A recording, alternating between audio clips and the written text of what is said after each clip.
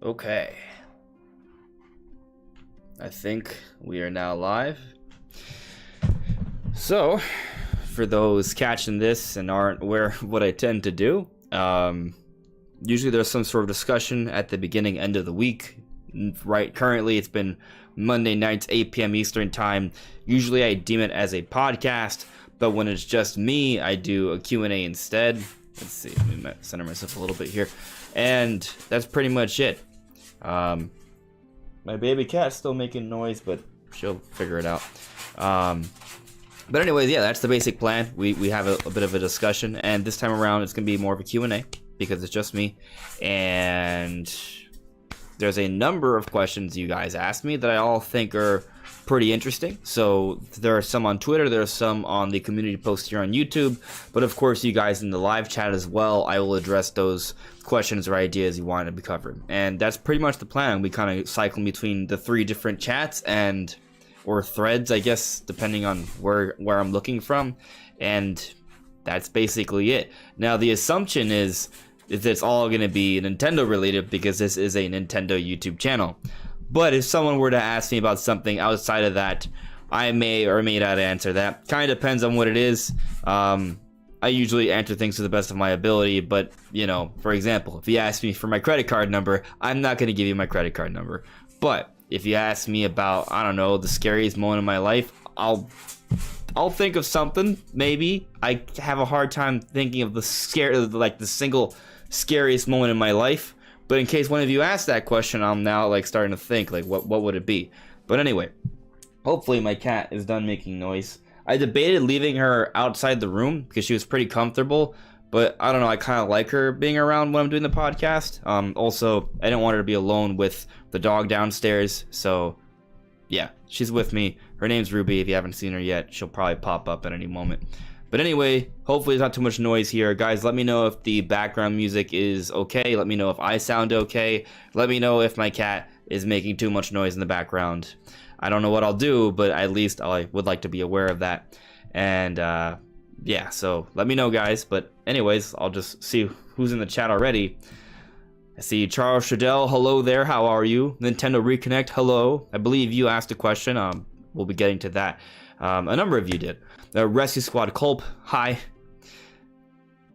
Charles Shadell, we are starting this, and only slightly late this time. Darren Mack says, next Nintendo console will be similar to Steam Deck. Do you agree? In terms of power?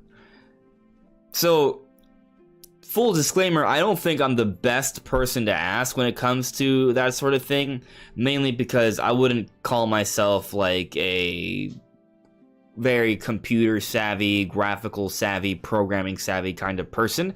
Now, am I compared to the average Joe that doesn't pay attention to any of that stuff at all? Yeah, I know more than that, but I also, will struggle to explain a lot of the different graphical processes and the meaning of gigaflops and things of that nature, or teraflops. I do understand those things at a very rudimentary level, but I don't feel comfortable in pretending or putting up some sort of facade as if I know all this stuff and I can tell you with 100% certainty, or even a high degree of certainty, that I know what's going on.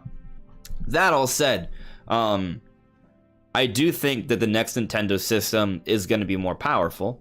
It will not be as powerful as PlayStation 5. It will not be as powerful as Xbox Series X. Probably not Xbox Series S either.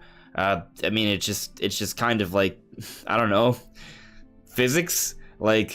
Those systems are a lot bigger. They're focused solely on home console gaming, so they can afford to pour in more resources into just that.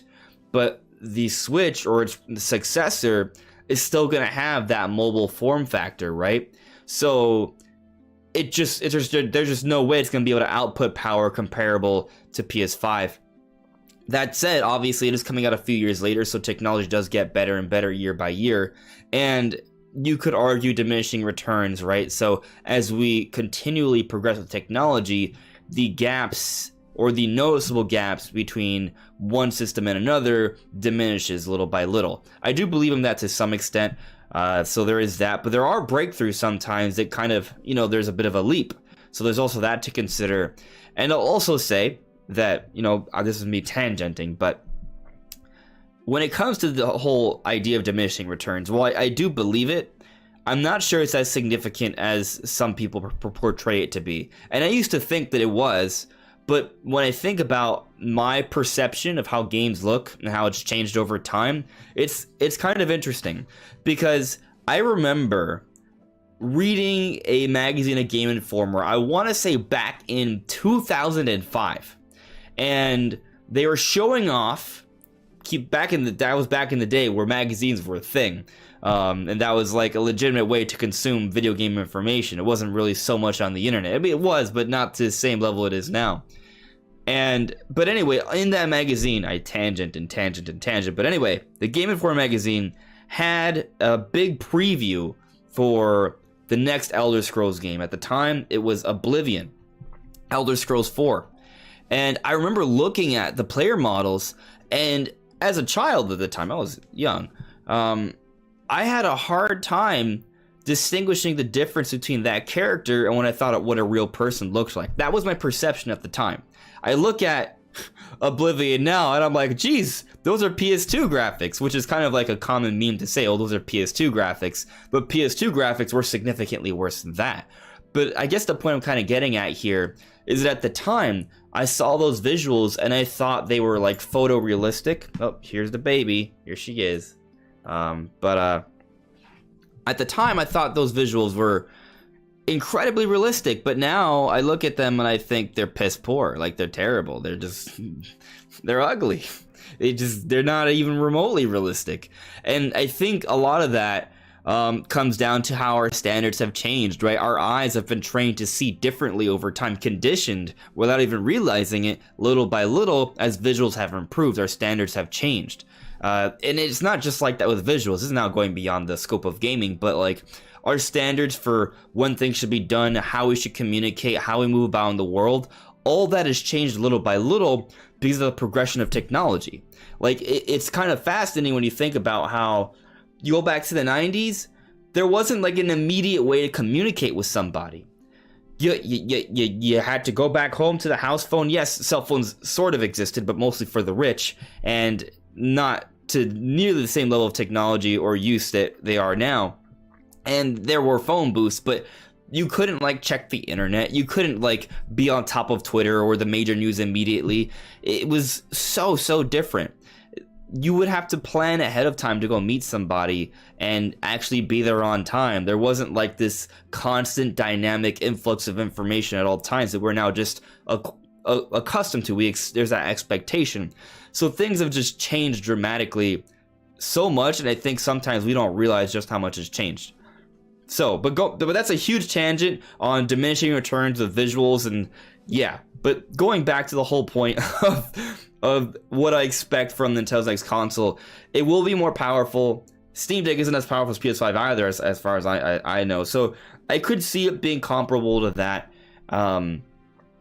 I do think it will be more powerful than, say, PlayStation 4, I guess.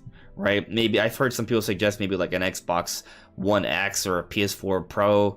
I don't know necessarily how exactly will fit there, but I do think that it's going to be a substantial leap for what we currently expect on Switch. And I think the whole concept of DLSS, which is deep learning super sampling, which basically just means it's a certain sort of technology that makes resolution a lot better for far less computing power through artificial intelligence, and it kind of like figures things out with a lower resolution and presents it in a better way with, again, less computing power.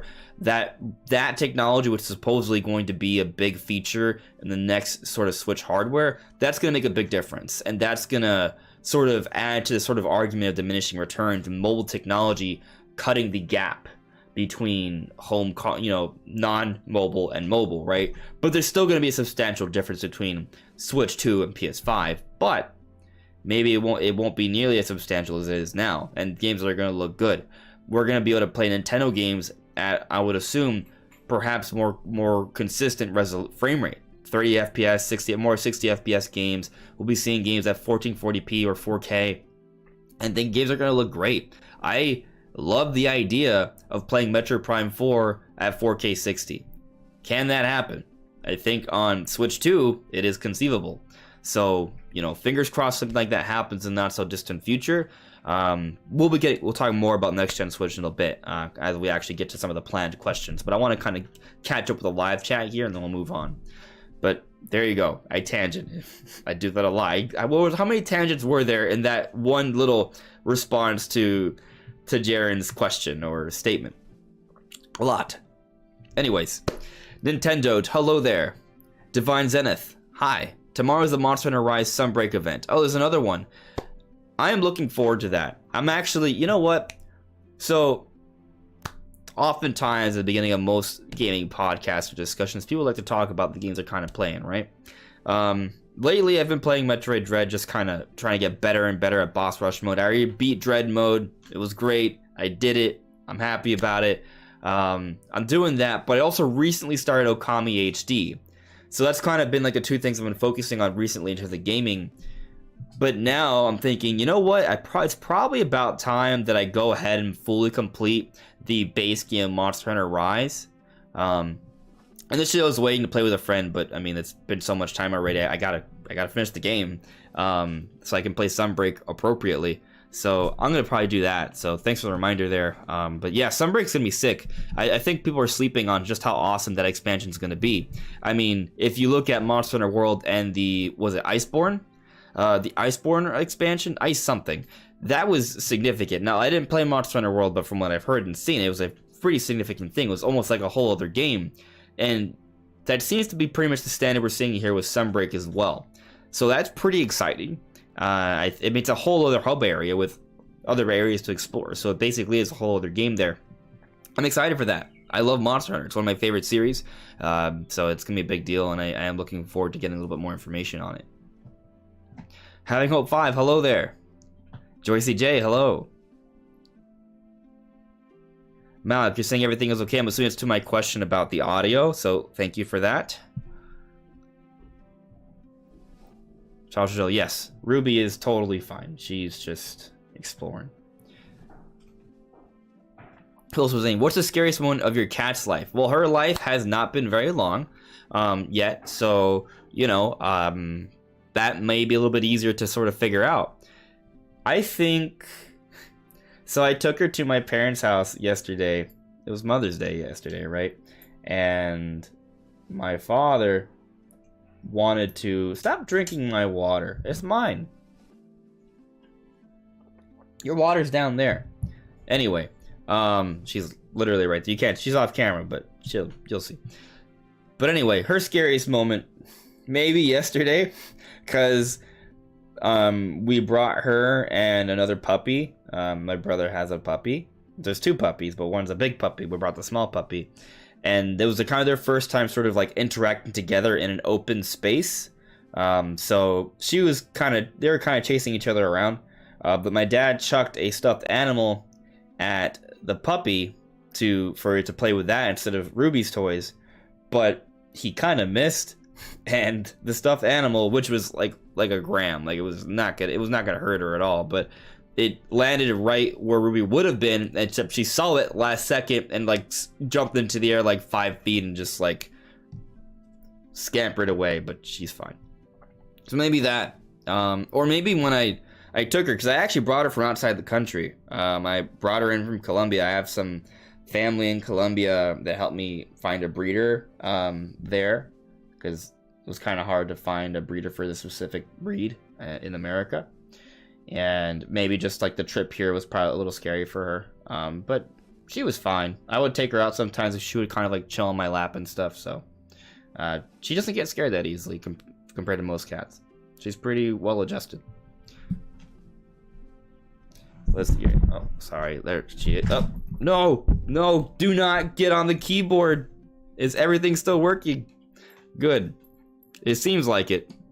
She leapt onto the keyboard and things occurred. Yeah, it looks like everything's still working here. Live chat. Okay. Still says we're live. Excellent connection. I think we're good. Listen, no jumping on the keyboard. Anyway, This quick pops, hello. The Zesty car. FYI, Nintendo should be releasing their end of fiscal year report on the 10th. It should be out by 1 a.m. Eastern time. I did see that. So we're finally going to be getting some actual information on Metroid Dread hopefully being past 3 million, finally breaking that record there. So that'll be pretty cool. You know, maybe if I have time, I'm going to try and get a video out about that tomorrow. More likely by Wednesday, though. But we'll see. Kind of depends on what comes out from there. You know, sometimes the significance of the information may compel me to get things done quicker. But also what the information is and what I decide to talk about it, that kind of video concept, if it's easy for me to do, it could come out sooner. If it's not, it could come out later. Just kind of how, you know, it depends. We'll see. But by Wednesday, I'll put my thoughts out there, probably, unless there's not much to say. But we'll see. Yeah, I'm going to be getting to your question on Twitter, Nishquick. No worries. I just want to catch up with a live chat here. Speaking of which, guys, leave a like. Maybe invite others to watch the podcast if you think they might be a fan of it. But definitely leave a like. That will help other people see the show and, you know, spread the channel. So I'd appreciate it. Let's see here. Moving on. Kind of got lost in the chat here. Charles Trudell added me. It's the battery life, the problem. Oh, so is this kind of going back to maybe like Switch 2, right? Like, will it be kind of like Steam Deck? So I would hope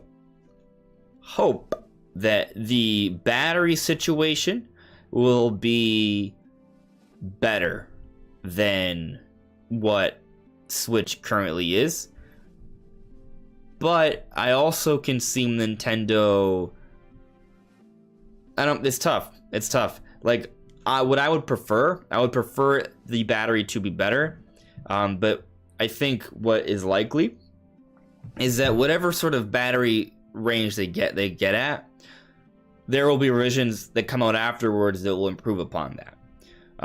Now, I'm not saying that Switch 2 will have a worse battery life than Switch. I'm hoping the contrary. I'm hoping it's actually an improvement over that. Because it would be a nice little thing to say, hey, look, you want to switch with better battery? Switch 2, baby. It's more efficient. It's got better battery life, better resolution, more power. Like, I want all that. But I also feel like battery is one of those things where conceivably they could keep it at about the same range. Maybe even slightly lower if they're really shooting for power here. It kind of depends. And that could, you know, that's a consideration. So, like, I don't know. And I can't even, I feel like it would be hard to predict how much better or worse the battery will be. I'll say that it's probably going to be comparable to base Switch, and I bet with future revisions it'll be better. I'm hoping that it's a focus and battery life will be noticeably better by a few hours, further strengthening the argument of it being a mobile system. Both, but you know, that's a big element, the mobile end of things there. So I do kind of hope for that. Personally, battery life isn't really too big of an issue for me, but you know, I understand why for some people it may, because some people play the Switches portably far more than I do, right? I tend to play docked mode most of the time, but you know, when I travel, or occasionally when I feel like kind of just like cuddling up in bed.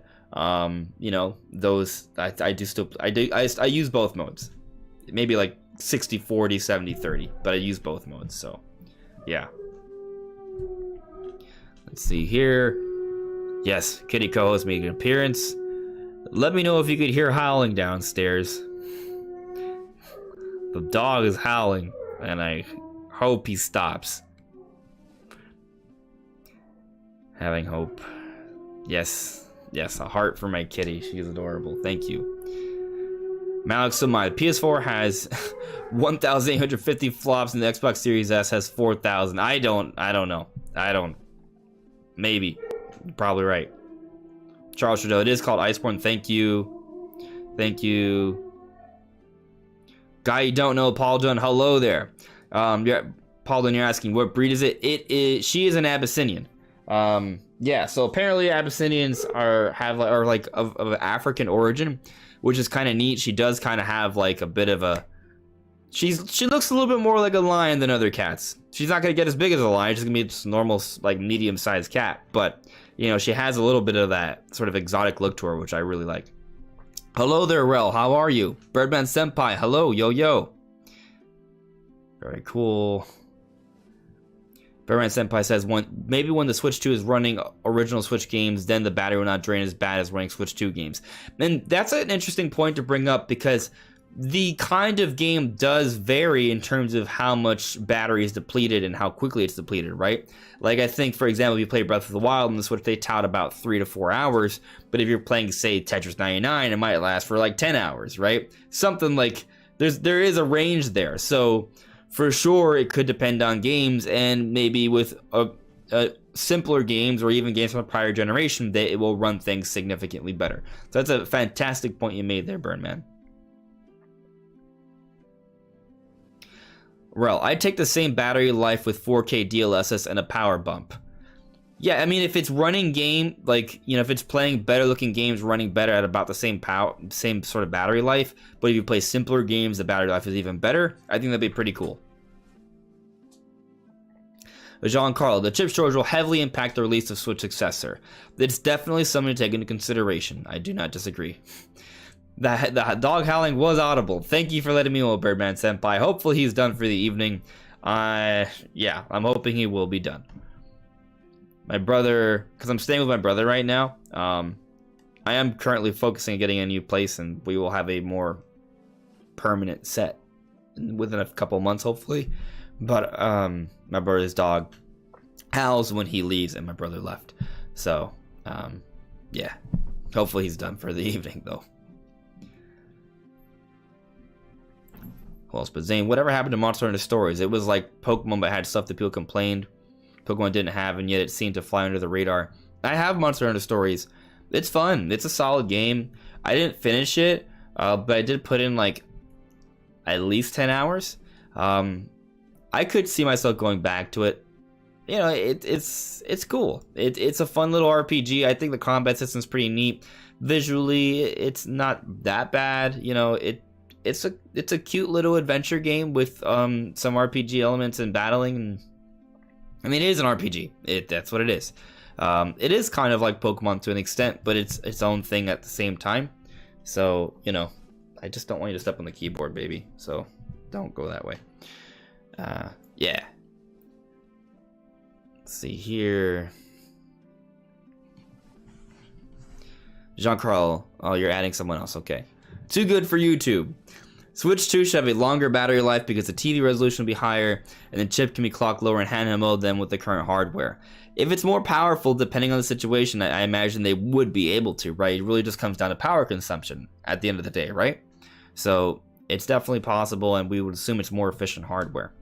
So we'll see, but I guess it also depends on the game and the target range, right? Like, so, like, for example, will Switch 2 will have a longer battery life playing Breath of the Wild 2 at 4K?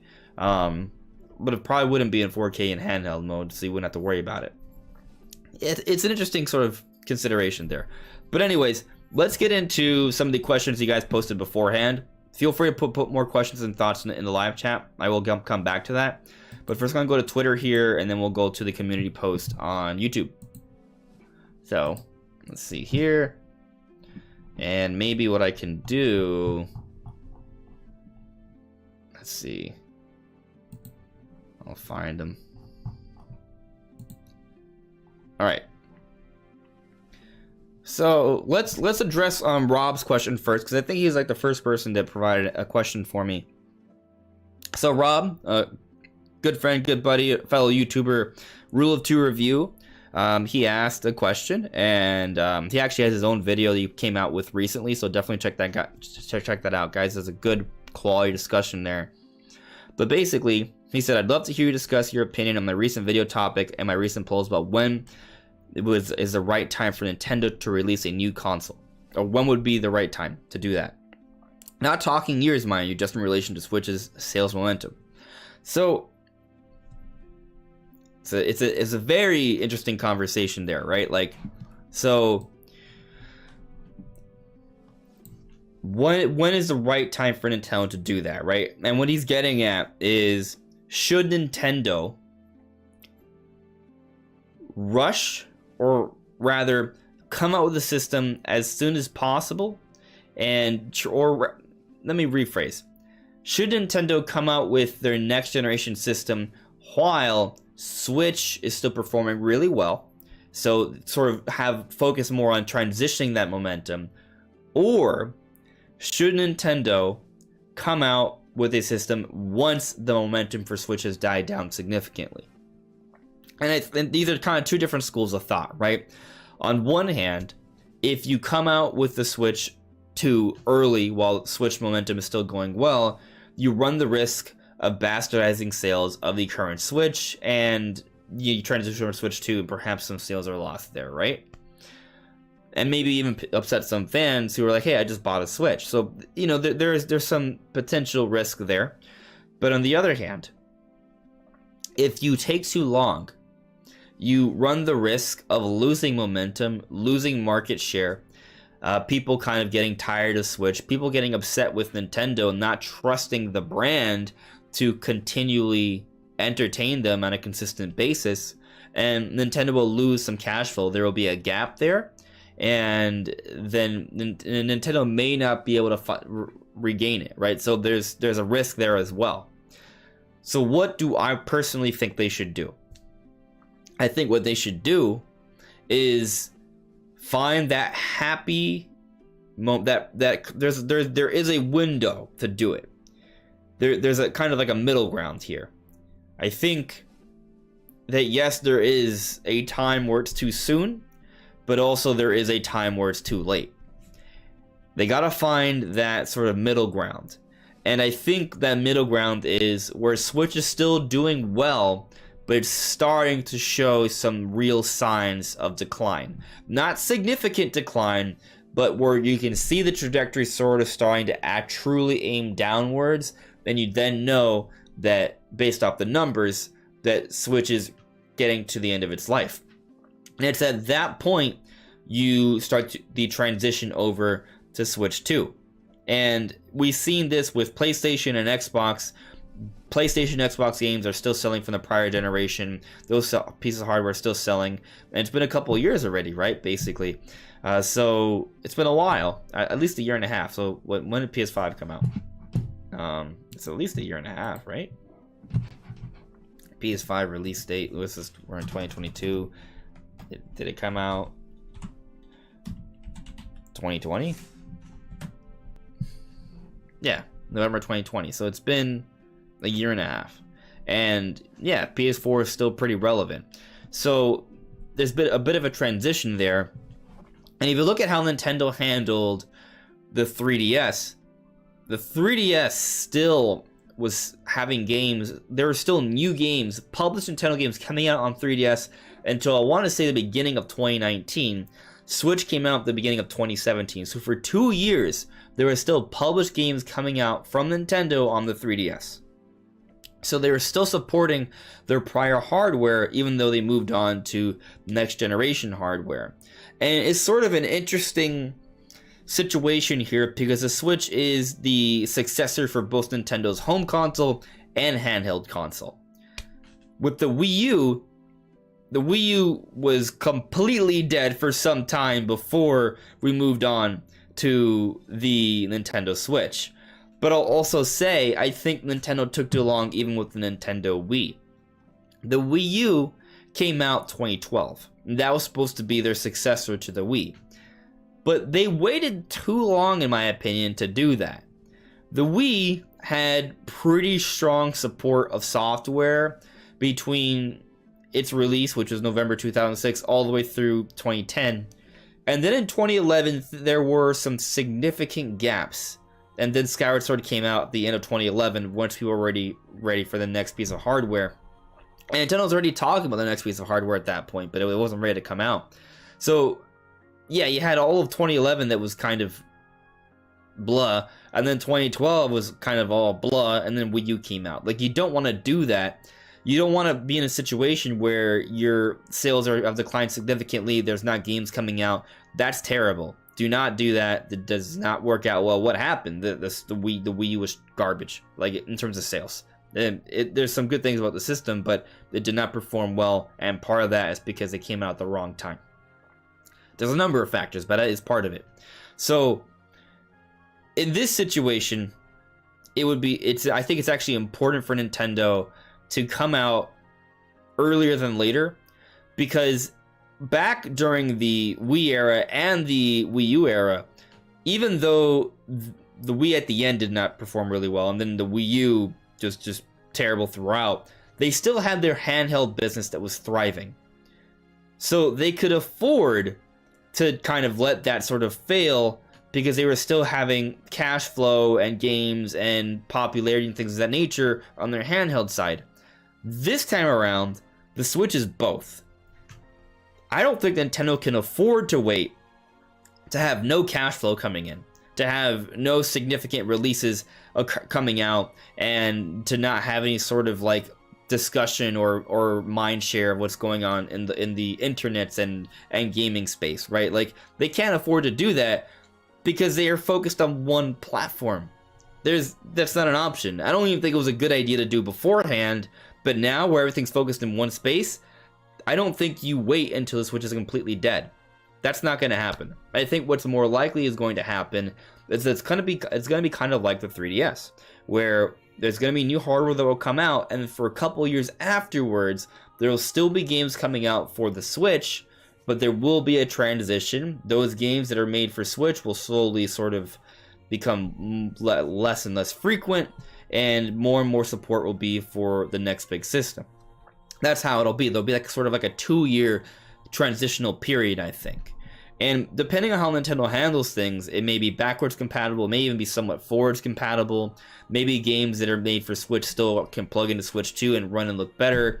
And maybe games that are coming out for Switch 2 still come out for Switch. Like, there could be a bit of an interesting transition there. PlayStation and Xbox have done similar things. So, you know, they definitely... I think there's definitely a lot of different ways they could go about doing it. But I think there will be a transitional period, and I do not think Nintendo's going to wait until Switch is entirely dead, sputtering, and not selling at all. People not talking about it. That's not going to happen. They need to have cash flow every year. Think of it like this. Do you think Nintendo wants to go to their investors and in any financial meeting say, hey, look, we decided to wait until Switch is entirely dead, so we didn't really make that much money this year? No, they're not going to do that. That is not going to happen. There's going to be something that they're going to ride on to have some sort of financial success in a year. Now, could there be a year where things are a little on the down? Absolutely, right? Like that's kind of a given. At some point, there will be a down year in terms of sales, or at least money coming in. But when will that be? Maybe this will be the year. Like we are seeing a little bit of a trickling down already, but we're still looking at about 20 million like Switch units sold per year. So it's still like pretty good. But if Nintendo comes out with new hardware next year, that might be their effort to kind of regain that any momentum that they might be losing by Switch kind of slowly losing some sales momentum. But the argument could also be made that the reason we're even losing some sales momentum for Switch right now is simply because Nintendo can't actually meet proper demand because of the semiconductor sort of supply shortages that we're seeing because of the whole pandemic situation. That's another sort of thing to sort of consider there. But either way, my answer is Nintendo will not wait until Switch is entirely dead, because it is their focus and they need to have strong financials every single year. They cannot afford to have a year where there's barely nothing happening. They don't have another platform they can rely on where they could say, hey, look, you know, Switch is not doing well, but Switch Mini is doing great. Like, no, it's Switch Lite, Switch OLED, Switch are all a part of one thing. So they're going to continue to support that, and then they're going to have a transitional period for a couple of years where both are sort of a thing, and then eventually Switch will be sort of taken out of the market, and we'll have different visions for Switch 2. That's how it's going to go. I feel pretty good about that. Let's see what you guys in the chat think about that, though. Then we'll sort of move on here. It's a number of things have been said. You guys have brought up a number of different things. So, we'll see. Monster Maze, what's up, buddy? How you doing? Too good for YouTube. I hear some people expect Switch 2 in 2025 or later. Which games or which game series for Nintendo are left in the tank for this generation after 2023? Well, firstly, I do not believe Switch 2 will come out that late. I don't think so. No, I just don't see that happening. But, what happens after 2023? I would say... I'm trying to think.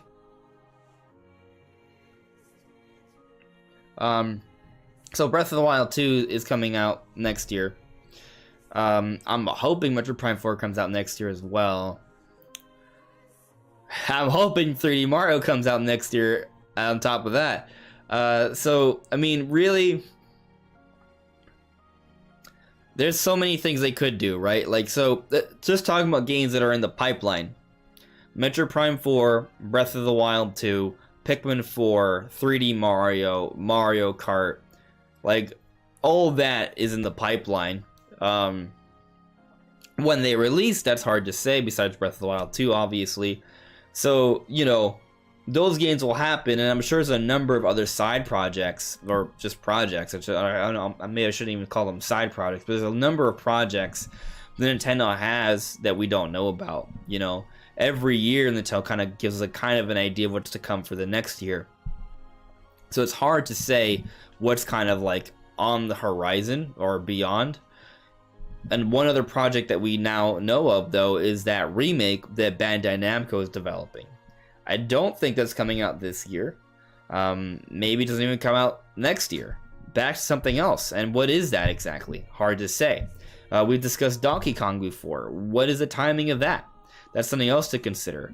I do think Nintendo should eventually make a 2D Zelda. I think that's going to come out after Breath of the Wild 2. And on little 2D Zelda, I think there should be a 2D Mario. And there's actually a number of franchises that Nintendo hasn't really kind of given us a modern version of yet that they could dive into. Golden Sun, F-Zero, Wave Race, Star Fox. We just mentioned Donkey Kong, and we mentioned Pikmin 4 earlier. And there will be another 3D Mario. So, you know, if we are, hypothetically, if we're in a situation where we have to wait till 2025, what's going to happen is that Nintendo's not going to save 3D Mario or Mario Kart 9 for their next piece of hardware. They're going to come out with it now. But I think the reality of the situation is that the next piece of hardware is coming out, if not at the end of 2023, sometime in 2024. So, really, I think Nintendo basically just has to line up games for next year for Switch. But also, those games that come out for Switch 2 may still be available on Switch moving forward, because there may be that bit of a transition period, right? So, they're just gonna, I'm not really concerned in terms of them continually coming. Like, they have a steady flow of games coming, right? So, for example, I expect the next Fire Emblem games to come out next year, and there probably will be DLC for Scarlet and Violet next year, right? And then obviously we have Breath of the Wild 2, and I'm hoping for Metroid Prime 4. Maybe Pikmin 4 comes out then, maybe the Donkey Kong game comes out then, and then the year after, probably 3D Mario, right? And that by that point, there'll probably be another Pokemon release that comes out then, and then maybe we see another Warriors game come out, right? Maybe that remake is finally ready. So, like, you can kind of very easily see how Nintendo may have this lineup of games. Heck, by that point, we may see Astral Chain 2, you know? And again, the 2D Zelda may come up by that point. So there's just, I could think of a number of games that could sort of tie Nintendo over for at least 2 or 3 years, and by that point, we'll be seeing the next sequels, the next iteration is the next, like, sort of like spin-offs or remakes or, you know, new ventures or IP. So, hopefully that kind of answers your question there. There's a number of things they can sort of rely on beyond 2023, but I think by that point, Nintendo will be on their new hardware, coming out with these new games on those systems, or a system. I have a super chat here from Too Good for YouTube. Thank you very much for the super chat. Really appreciate it. Maybe Nintendo should open some new dev studios to make the games you just mentioned, or we will wait forever. Well, Nintendo is continually hiring and strengthening and building up their studios, actually. They may not be opening up a lot of brand new studios. What they're actually doing is sort of strengthening the ones they already have. You see a lot of hires for Retro Studios. You see a lot of hires for Monolith Soft. Nintendo's building up a lot of their studios right now. All the hires you're seeing for Retro Studios, we haven't seen any Retro Studios released for over half a decade. It's getting close. It's actually closer to a decade already at this point. So that's going to be a studio that's going to be producing games more regularly moving forward, it seems. So that's another thing right there. You look at Monolith Soft; they're coming out with games with some great degree of frequency. Nintendo did buy Next Level Games recently, and they did a stellar job with Luigi's Mansion 3. It's one of my favorite games on Switch, and now they're coming out with Mario Strikers Battle League, and it's looking to be pretty impressive as well. So Nintendo's kind of just strengthening the studios they already have, and I think they're comfortable with doing that and just having some really healthy partnerships with third parties like Platinum Games and Bandai Namco and Capcom. So that's kind of like the direction they're headed in. It does mean that I think they will be more consistent moving forward. So, and I don't think it's really a concern then. I mean, really, if you just look at year by year, they have more than 12 major published games coming out every year. They have more than one game per month. Sometimes there's a month where there's not a big major release, then the next month there'll be like 2 or 3. So then I think Nintendo's doing a pretty good job, and from what we've seen, it's only going to get better. So yeah, they don't necessarily need to open new studios, but perhaps opening more branches of current studios and strengthening what they currently have, it will sort of serve a similar function. So yeah, I don't really think there's anything to be concerned about here. The consistent content is going to continue to come, and it's actually going to get better.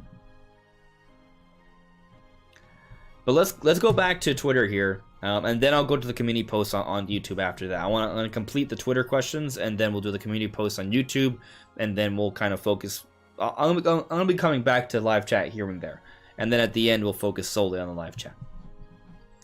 So going back to Twitter here, let's see. So this is somewhat relevant. So Kieran said, another question: are you a fan of the Luigi's Mansion series, and do you think Luigi's Mansion 4 is in development despite Next Level working on Mario Strikers for the last couple years? They are a fairly small team. So I think that, I mean, well, one, it's a tough question.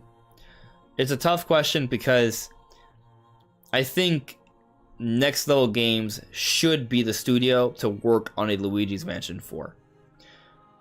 But does that mean that they're going to jump into that immediately after Mario Strikers? That I don't know. Maybe there'll be some fatigue there after working on Luigi's Mansion 3. That's kind of where I'm sort of hesitant to say that they will for sure make Luigi's Mansion 4 immediately after Mario Strikers.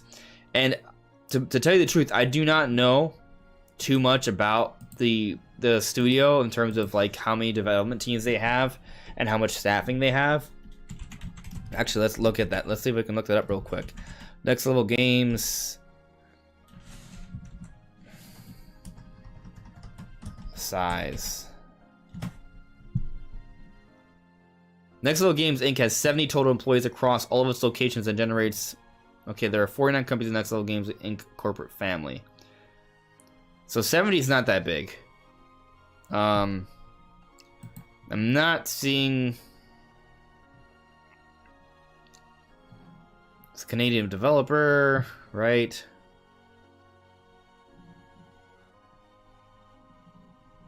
Huh. Yeah, so I'm not... They again, to your point, they do seem like fairly small. But if you look at their sort of schedule of releases, right?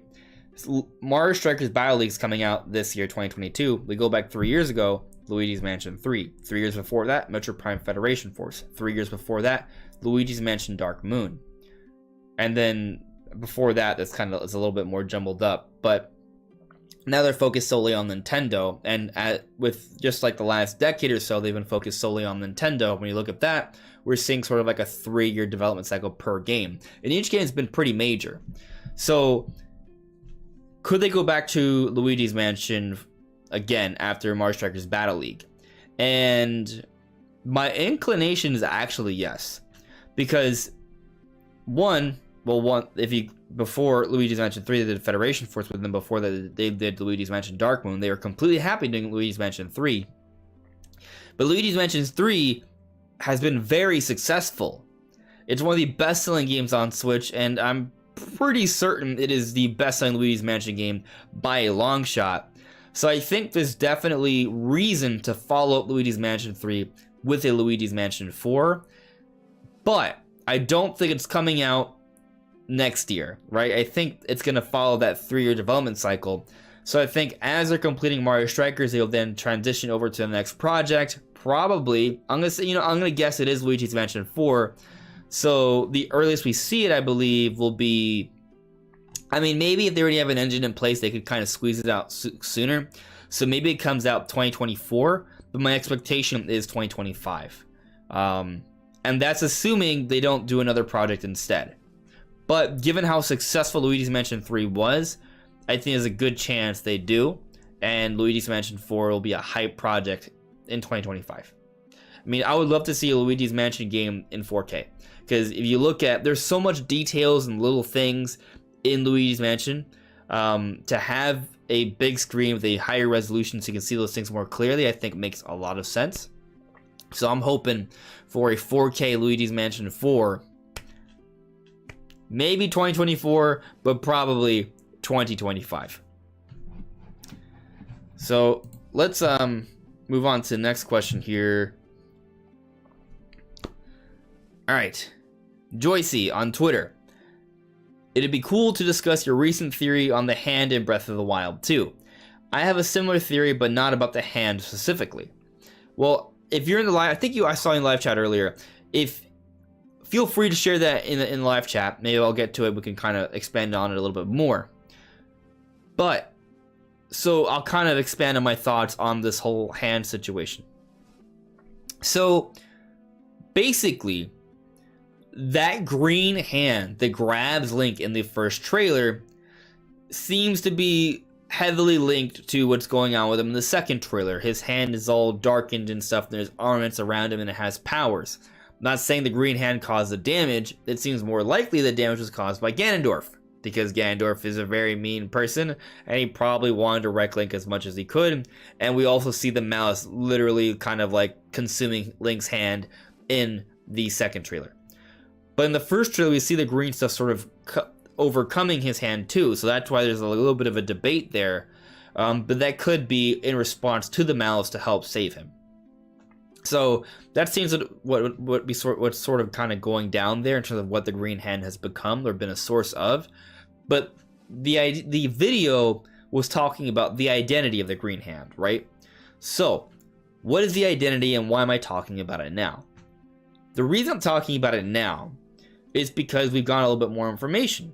We did get that update trailer to give us a little bit more information about the hand, and it does seem to be an important element to the game and the progression, because we see the hand glowing. It's a cutscene. There's like this gold light before it. There's a Master Sword. It looks like they're trying to restore it. So those all seem to be sort of linked there. But the other excuse me. The other thing that happened recently that kind of led to the video is the recent news or interview with, I forget the name of the voice actor, forgive me, but there's an interview with one of the Italian voice actor for Daruk in Breath of the Wild, and he said that he already did work for Breath of the Wild 2 for Daruk, someone who's dead, but also his ancestor, who's probably also dead, and been dead for a very long time.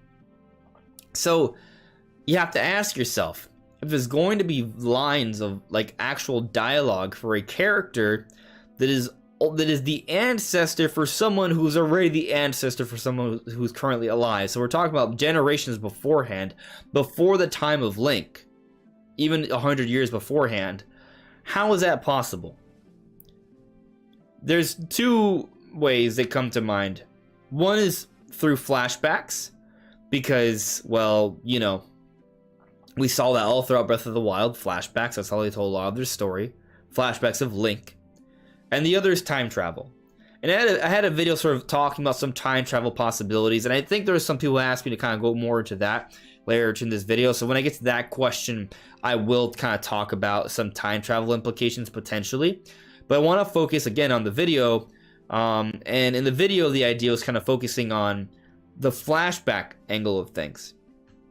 So assuming there's no like time travel where you literally go back in time to talk to somebody, then the only way for there to be some sort of dialogue is either this ancestor is a spirit, it's someone who's somehow still been alive all this time, which seems really unlikely, and then the other is flashbacks. But again, the flashback of who?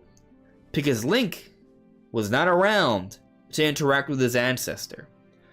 So then how do we actually interact or see a cutscene that makes sense for an ancestor of Daruk way before any of the events of the current living characters?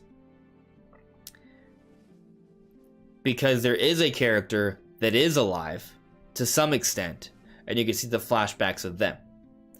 So that's where the identity of the Green Hand comes to play. I am not saying that the Green Hand is the ancestor of Daruk, but what I am saying is that the identity of the Green Hand is clearly from a time long, long ago, probably in a time where there are other characters that would be potentially an ancestor to Daruk. And this character would have had some potential memories with this ancestor of Daruk. So if we see flashbacks of this spirit or whatever of this Green Hand, that's how it could be done. So then that raises the question, who would be the identity of this Green Hand that would be interacting with the ancestor of Daruk? The ancestor of Daruk is likely a previous champion or sage that was a Goron, and someone who's important, who would perhaps be cloaked in his green energy, perhaps of the Zonai, in my mind, could be a previous hero. We take a look at the tapestry. There is clearly a depiction of the Zelda of the time and the hero of the time combating against this force as Calamity Ganon. So we could be learning about the story of 10,000 years ago, or what led to that initial Calamity Ganon attack, presumably from the source that is Ganondorf that we're seeing getting resurrected in the trailers. So basically, yes, I think the identity of the Green Hand is a hero, and I think this Green Hand could be guiding Link, helping him to get stronger throughout the course of the game, perhaps linking him to different temples that are associated with sages that will all be all about restoring and powering up the Master Sword so it can become a weapon that is capable of defeating the new powerful Ganondorf that has come back to life. And it could be a previous Link. It could straight up be a previous Link, and while this may seem like a stretch, consider that in Twilight Princess, there was a Link, a previous hero, who was educating and teaching Link in the ways of the sword, the hero Shade, who it's been confirmed was actually the hero Link from Ocarina of Time. So there's precedent for this, and it would explain why we could be seeing dialogue of Daruk in Breath of the Wild 2. Now, it may not be the case that the Green Hand is a previous hero. It could just be the case that, yes, we do have to go to different temples that have been unearthed because of the big seismic activity of the resurrection of Ganondorf, and we are looking for ways to restore Breath of the Wild 2, and there could be some sort of hidden phantom locked away for thousands upon thousands of years that will be the sage and ancestor of Daruk for some sort of weird fiery temple, perhaps inside Death Mountain, now the lava's now gone, apparently, and that's how you interact with them. Or it could be both. So that's kind of like me expanding upon that theory a little bit more. I do think that Link's going to be going to different dungeons, and there will be an interaction with sages, or previous ancestors in some way or form, and that's where we will be seeing some flashbacks. Like, they're going to have to be if it's not flashbacks, it could be sages, and even if they're not flashbacks of the Green Hand could be guiding Link because it is still a previous hero who has the knowledge of all these different areas. So that's kind of where I'm coming at with that. And that's a little bit more of an expansion on the idea. Let's see here in the live chat. I'm not sure. Thank you, Joyce J. The Legend of Zelda: A Link of the Past, which on the nose there. Yeah, game over, Jesse. That or the Deku Tree tells him. Maybe. That's a good point. The Deku Tree could just simply tell you of a time of old. Maybe that's what it is. But I feel like it would be a little strange for the Deku Tree to sort of tell you of a time of old and actually have like a cutscene where you hear the dialogue of the character, right? Because I can see the Deku Tree telling you about a character in the past, but if you've never met the character and you're never going to interact with the character in any way, shape, or form, why would they put dialogue and simply a telling of what happened in the past from the Deku Tree? I think there would have to be a deeper connection there. So, if the Deku Tree were to be kind of talking about it, I think it would be because we're going to interact with the spirit again in some way. Either A, by a flashback, or B, because the spirit is still alive and you interact with them in a dungeon when it comes to reforging the Master Sword. Something to that effect.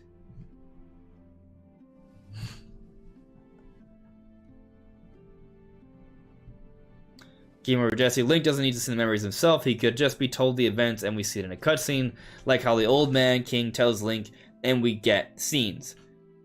I mean, yeah, like, you know, that's possible, but I personally just kind of feel like there would have, whatever sort of character actually has a dialogue, though, they are a character of importance that will be revisited.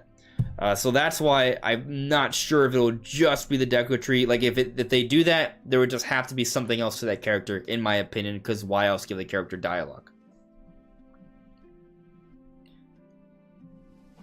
Joyce J, yo, what if Breath of the Wild Link visits different dungeons and gets to meet all the different Links we've seen before? Nintendo would never, but it's fun to think about. That's a pretty interesting idea. Like, what if it's not just one hero, but different heroes teaching Link? That's actually a very exciting concept, because think of it like this. The Master Sword is more destroyed than it ever has been. Ever. So, with it being so destroyed, there's a couple implications here. One, the fact that Ganondorf was able to do that after coming back to life, that further strengthens the notion that this Ganondorf is the strongest iteration of Ganondorf we've ever seen. But then also, with the Master Sword destroyed more so than ever before, there's going to need to be a greater, stronger effort to restore it than ever before. So you're going to need more help than ever before. And I like the idea that this time around, we finally, fully defeat Ganondorf for good. Not saying we won't see Ganondorf again in some way, shape, or form in a future game, but the idea of this Ganondorf, it's the same Ganondorf that's been around since Ocarina of Time and has been failing time and time again, and eventually he's encased in this tomb or captured in this tomb in some way, and this hatred is built up over time. But this hatred that is built up over time and this wisdom over being around for so many years has led to a more powerful Ganondorf than ever before. So with this more powerful Ganondorf than ever before and the Master Sword being more damaged than ever before, Link's gonna need a lot of help. But how cool would it be, and how poetic would it be, to your point, Joycey, that perhaps we revisit different times of different Links and they each assist in their own way, kind of imparting their own knowledge or their own adventures onto Link to help him have more wisdom and experience than any other Link, because they'll be kind of combining their knowledge here, and also perhaps helping him to make the sword stronger than ever before so they can combat the strongest Ganondorf we've ever faced. I really like that idea, which could ultimately mean the final defeat of this current Ganondorf, which would be a beautiful climactic thing. There would be a nice sort of send-off, and I think it would be paying a lot of homage to all the previous Zelda games. It could be a big sort of like, you know, huge fan service moment. That would be cool.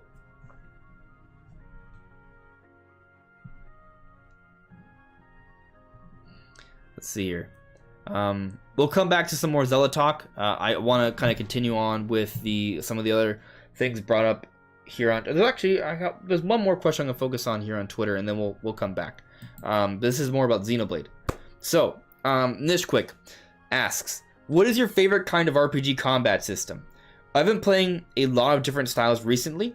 I'm familiar with traditional turn-based, Pokemon, SMT, action, Kingdom Hearts, Wise. I think I know which one you're referring to. I just haven't played it, so I'm not even sure how I'm supposed to pronounce it. Tactical, Fire Emblem, and whatever Xenoblade is. Fair enough. Right now, Xenoblade 2 has my favorite combat system. So that's a fantastic question.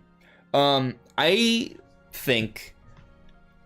Honestly, I think my favorite combat system is also Xenoblade, and I think I'm inclined to agree with you. Xenoblade, I think even 2 is also my favorite combat system, and I'm kind of hoping that Xenoblade 3 surpasses it. Now, not everyone loves the combat system for Xenoblade Chronicles 2. I think the main reason for that is because most people don't understand the combat system for Xenoblade Chronicles 2, because in fairness, the tutorial system in Xenoblade Chronicles 2 is terrible. And it's a very complicated system that's a lot to sort of take in. And I don't even want to say I fully mastered it, right? I simply just got good at doing full bursts. But you can take it beyond that. But what I love about it is that once you sort of figure it out, and you've progressed enough where you can kind of do all the different mechanics, it's this sort of beautiful thing where you're just doing one thing after another, auto-canceling, filling that gauge, linking one attack to one else to attack to another blade, to another driver, or, well, and then you full burst, and it's just this beautiful thing. After, not even counting the blade combos, like, it's just, once you do everything, it's like poetry in motion, and it's so satisfying and engaging the entire time. For me, it feels super, super satisfying to kind of pull off a full-on full burst and just completely overload an enemy with damage. Like, that is just awesome. Now, I will say that there is another RPG battle system that I also greatly love, and that's Pokemon. But I'll say with Pokemon, I find myself more often thinking of ways to improve upon it. So that kind of makes me wonder, is it truly my favorite combat system? But on the flip side, if it wasn't for the battling in Pokemon, I probably wouldn't play those games. But for Xenoblade, there are other reasons I play Xenoblade.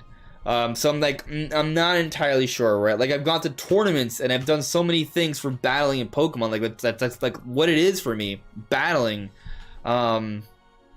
I do enjoy the adventures, don't get me wrong, but they don't hold a cup to they pale in comparison to Xenoblade games. That's just the truth. But the combat system, though, it's pretty good, but it's an entirely different combat system. It's turn-based. You can argue in a way it's less stressful because it's not time-based necessarily. But what's cool about Pokemon, though, is actually it can be competitive. And it's very deep and sophisticated. And there's a lot of nuance and layers to it. And, I mean, there's world tournaments for it, right? And there's there's a lot of different skill levels when it comes to Pokemon. So maybe I should actually say my favorite combat system is Pokemon. But it's also so different from Xenoblade. So maybe this is a bit of a cop-out, but this is what I'll say. I'll say that when it comes to single-player experiences, I feel that Xenoblade Chronicles has the best combat systems, at least for me, personally. And Pokemon has the best multiplayer combat systems when it comes to RPGs, in my opinion. Like competitive multiplayer. But I will say that there are some other cool RPG systems I've seen. For example, I actually like the concept of Final Fantasy VII Remake, where it's kind of like turn-based but real-time at the same time. It's a pretty cool mechanic, how you can kind of slow things down and make different sort of actions. Pretty neat, and then visually it's just really impressive, so it can feel very satisfying. I don't feel that it's as good as the other combat systems I've mentioned, but then again, I guess I just don't like Final Fantasy VII Remake as a whole too much, just because I just felt like the the pacing of Final Fantasy VII Remake was an issue. Not the combat system was amazing. But yeah, I would say again, Pokemon, my favorite competitive multiplayer combat system for an RPG. Xenoblade, specifically 2, is the most satisfying to me when it comes to single player combat systems. But we're done with some of the major Twitter questions here, so let's jump into... Well, I'll come back to the live chat, maybe address a few more Zelda comments, and then we'll go to the YouTube community post, because there's some good questions there too. Okay, I got that pulled up here. Alright, so I have the community questions pulled up here, so I will get to that in a moment. But let's kind of go back to the live chat here. Oh, well, I do like Dark Souls. I didn't even really think of it as an RPG system, but that is an interesting one. Game Over Jesse. Let me read what you said here, though. I just saw like Dark Souls RPG, and I was like that. But Game Over Jesse says, I hate how Dark Souls has a rubber band RPG system. The enemies always stay a couple of levels close to you, and you are never overpowered or underpowered. Huh. There's kind of always like that constant threat, right? I remember. I mean, I feel like I got fairly stronger than enemies in Dark Souls, the original, like Dark Souls Remastered. I don't remember Bloodborne as much, because with Bloodborne I just sort of like got to the end and I was done, right? With Dark Souls Remastered, there's a lot of more of like going back and forth and revisiting enemies, and in that one, you did get strong enough to just kind of like dice down some of the weaker enemies. And I haven't played any other Souls games, but besides Bloodborne and Dark Souls Remastered, which both I love, and I can't wait to start Elden Ring. So I'm not sure. You meant Darksiders. Okay. That changes things. Okay. Yeah. I've only played Darksiders 2. Oh, I've played a little bit of Darksiders 1, actually. But I never finished them. They were cool, though. But I didn't get far enough to, like, really think about the RPG mechanics of it. But I did love how it was a not live action, but a real-time combat system. Very Zelda-esque. You could do cool stuff. Big worlds to explore. You know, it was... When Darksiders 2 came out, there wasn't like a big Zelda, so it's kind of like, oh, well, Darksiders 2 is kind of like a modern sort of Zelda-esque game, so I kind of played and enjoyed that for a bit, but I didn't get too far. No problem, Joycey J. Thanks for the awesome question. Let's see here. Charles Trudell. Jess was talking about Darksiders the whole time, just saying, oh, Darksiders. Nope. Yeah, we're good. We are good. Super Chris, you're not really to the Pokemon's competitive scene. You could argue that more needs to be done there. So, you know, there's that. Hold on a second. My dog is barking, and I need to shut him up. 1 second, guys.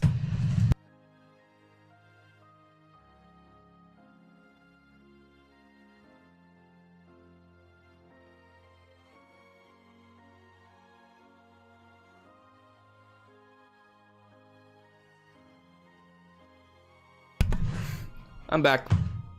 I have to tell him to be quiet, and he probably is not going to listen. Oh well. Let's see here. Where's the chat? Okay. Coke God Girl. Do you think Nintendo will do the Twilight Princess remaster for Switch, and what would you like to see? So yeah, I do actually. I do. Think that Twilight Princess HD is happening. If it does, well, it's kind of basically my thoughts are pretty much echo Jeff Grubb's. People were talking about that recently because he was doing his own podcast and he was asked about it, and basically he said that, you know, if it's gonna happen, it's gonna be this year, and if it doesn't, it's kind of like, well, when will Nintendo do it? Because the idea is that both Wind Waker and Twilight Princess HD have been done for a while, which is kind of obvious because, well, they were done for Wii U. Granted, they would have to be repurposed somewhat so they can work on Switch, but just somewhat, so it would be a fairly simple development effort there.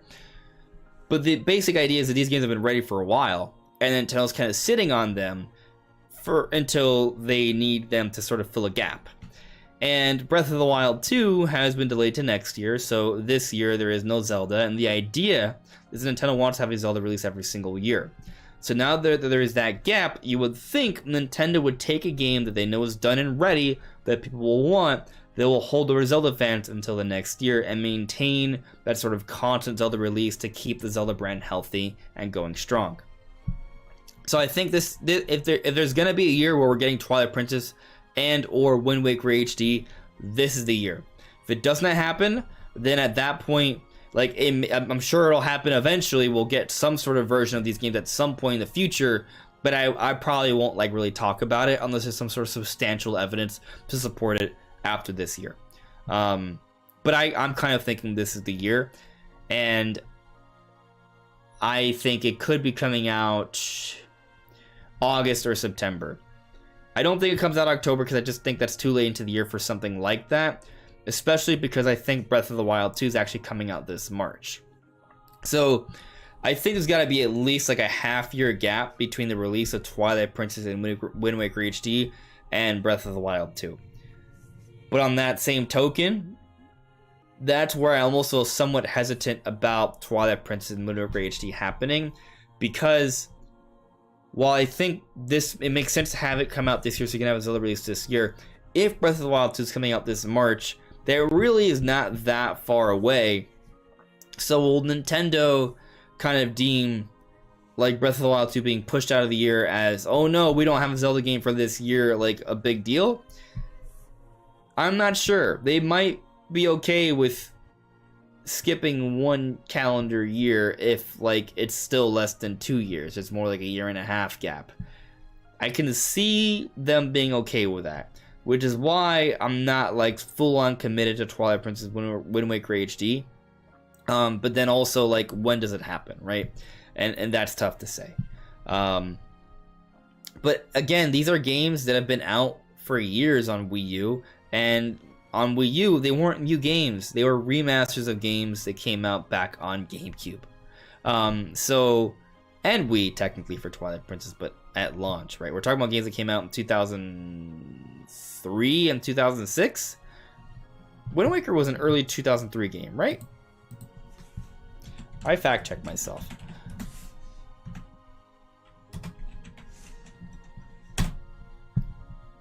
No, I'm wrong. Sort of. It depends what region.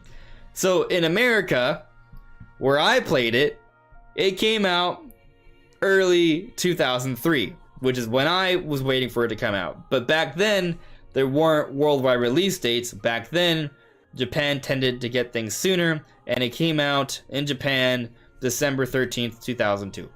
So technically, it initially released at the end of 2002, and it came out within the first half of the year in other regions. So, well, mainly Europe and North America. So there's that.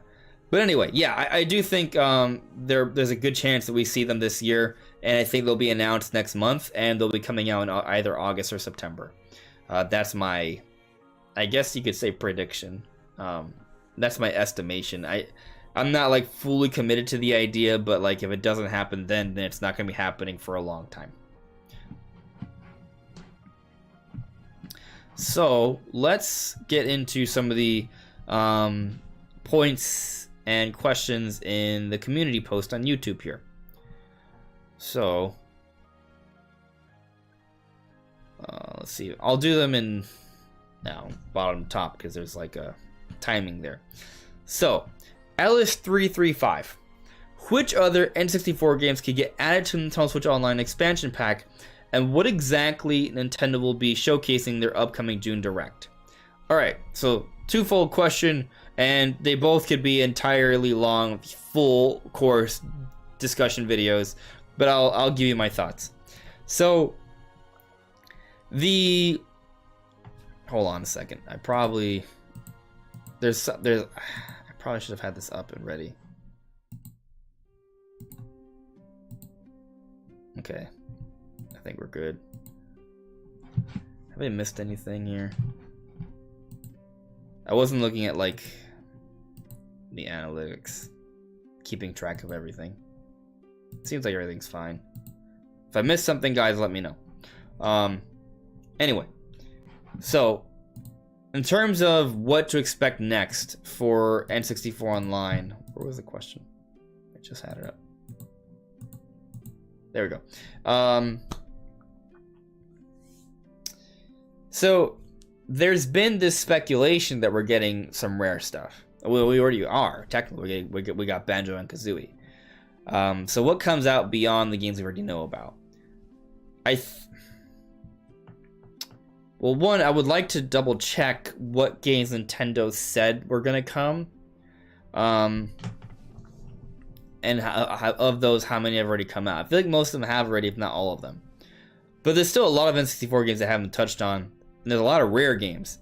Now, I'm not saying every single rare game is gonna come, but in terms of what I would like to see, I mean, there's a lot. There's Jet Force Gemini, Killer Instinct, Perfect Dark, Banjo-Tooie, Conker's Bad Fur Day, which is highly unlikely, and GoldenEye. Those are some big ones. If somehow we could get all those eventually, that would just be a godsend. Like, that's my dream scenario for N64 Online. We get the rare games. I do think there's a good chance we see GoldenEye come, though. I think there's something to that. I think it will not be the last rare game. Even if it's not Golden Sun, I don't think Banjo-Kazooie is the last rare game we see on N64 Online. I think we could see a couple more. I'd love for all of them to come, but you know, at some point. And there's actually two I didn't bring up that I would say have better chances than the ones I mentioned. And that's Donkey Kong 64 and Diddy Kong Racing. So those are probably more likely candidates than all the other rare games I've mentioned, but I pray we see all of them. And if not, maybe we finally get that kind of rare replay sort of thing. That way we can actually get all of them, one or the other.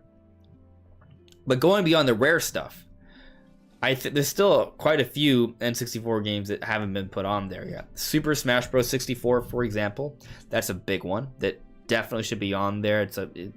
Imagine Smash 64 Online. Like, that's a big deal. So that has to come. Another one that would be a great fit would be Wave Race 64. I think that needs to get on there. Another fun game to see, what we could see would be Pilot Wings, for example. That's another good N64 game that has not been added yet. I'm trying to think of a few more. I mean, there are some interesting classics that the names are, I want to say, like maybe Ogre Battle, for example. It's one. There's this popular RPG one that I'm trying to see. I'm trying to remember, like, I'm trying to Google it. It's not on here, so whatever it is, not that big a deal. But, you know, Harvest Moon 64, Resident Evil 2 are some third-party ones that come to mind. Oh, here it is. Ogre Battle 64. Yeah, that's the one I was kind of looking for. I can see those being added. The Pokemon Stadium games, those should come out at some point. Pokemon Snap also, I think, would be a good fit. Yeah, so those in conjunction with everything else I've mentioned, there's quite a few stuff. I mean, we haven't even mentioned any Mario Party games, so I think at least one or two should be added to that as well. So a number of those games could be added in the not so distant future. I think that's gonna happen. Absolutely. Now, in terms of what to expect from a June presentation, one, we're assuming there's gonna be a June Nintendo Direct. I think there will be one. What's gonna be showcased there? I actually do think we will see Breath of the Wild 2. I do think, while there may not be a huge video trailer during the June Direct, I think Pokemon will be discussed relatively soon. And there will be Nintendo Treehouse footage for Pokemon Scarlet and Violet. I think Splatoon 3 is going to have a big focus, as well as Xenoblade Chronicles 3. I think Bayonetta 3 is probably going to get an update there, as well as Mario + Rabbids Sparks of Hope. I also think we're going to see a reveal for Metroid Prime Remake, and that also will have Treehouse footage. Going beyond that, I mean, Monster Hunter Rise Sunbreak will probably also get some focus at E3. I am expecting another announcement, and I'm not talking about Twilight Princess Wind Waker HD. That if that's going to be announced, I expect that to get announced at the Direct. But I'm expecting one more game to be announced that's kind of major for this year. Now, when I say major, I don't mean like it's going to sell 10, 15, 20 million. I just mean like something that's going to be cool for the Nintendo fan base, like something that might sell 1 to 3 million maybe. Doesn't have to be a big seller necessarily, but something that'll be hype and cool. Something maybe like, you know, like another Metroid or like a Donkey Kong, something to like that, like Donkey Kong, for example, could be it. Maybe F-Zero, maybe Wave Race, maybe Kid Icarus. I don't know what it'll be. I just kind of expect one more game, one more franchise for Nintendo to be like, hey, look, we're bringing you this as well. Enjoy. I mean, it could be Pikmin. Pikmin 4 supposedly has been on the shelf for a while, so that might be it. But that's kind of my thinking. Everything I've mentioned, plus one more sort of game to come out this year. They might tease things for next year too, but I think there's going to be one more pretty cool release for the core Nintendo fan base that'll be coming out in the second half of the year beyond what we know. That's what I'm thinking. So, checking with the chat here, and I'll come back to the community posts. Sweet Life of Dio Brando. Hopefully Mario and Luigi can come back once more. At some point, I would like to see that come back, absolutely. Farron Verby, Castlevania. I love Castlevania. There were some Castlevanias for N64, so that might be nice to see. There should be some Castlevania games on the N64, Super Nintendo Online. So there's that to consider too. Not to mention just Castlevania games available on the eShop. I just want a new Castlevania, actually. That's what I really want to see. I want to see a brand new Castlevania. And when I say brand new Castlevania, I mean like a sprite-based one. Some of my favorites are actually the ones on DS. So, you know, I'm not saying it has to look like that, but like maybe like a modern 2D Castlevania. That would be sick. That's what I want to see.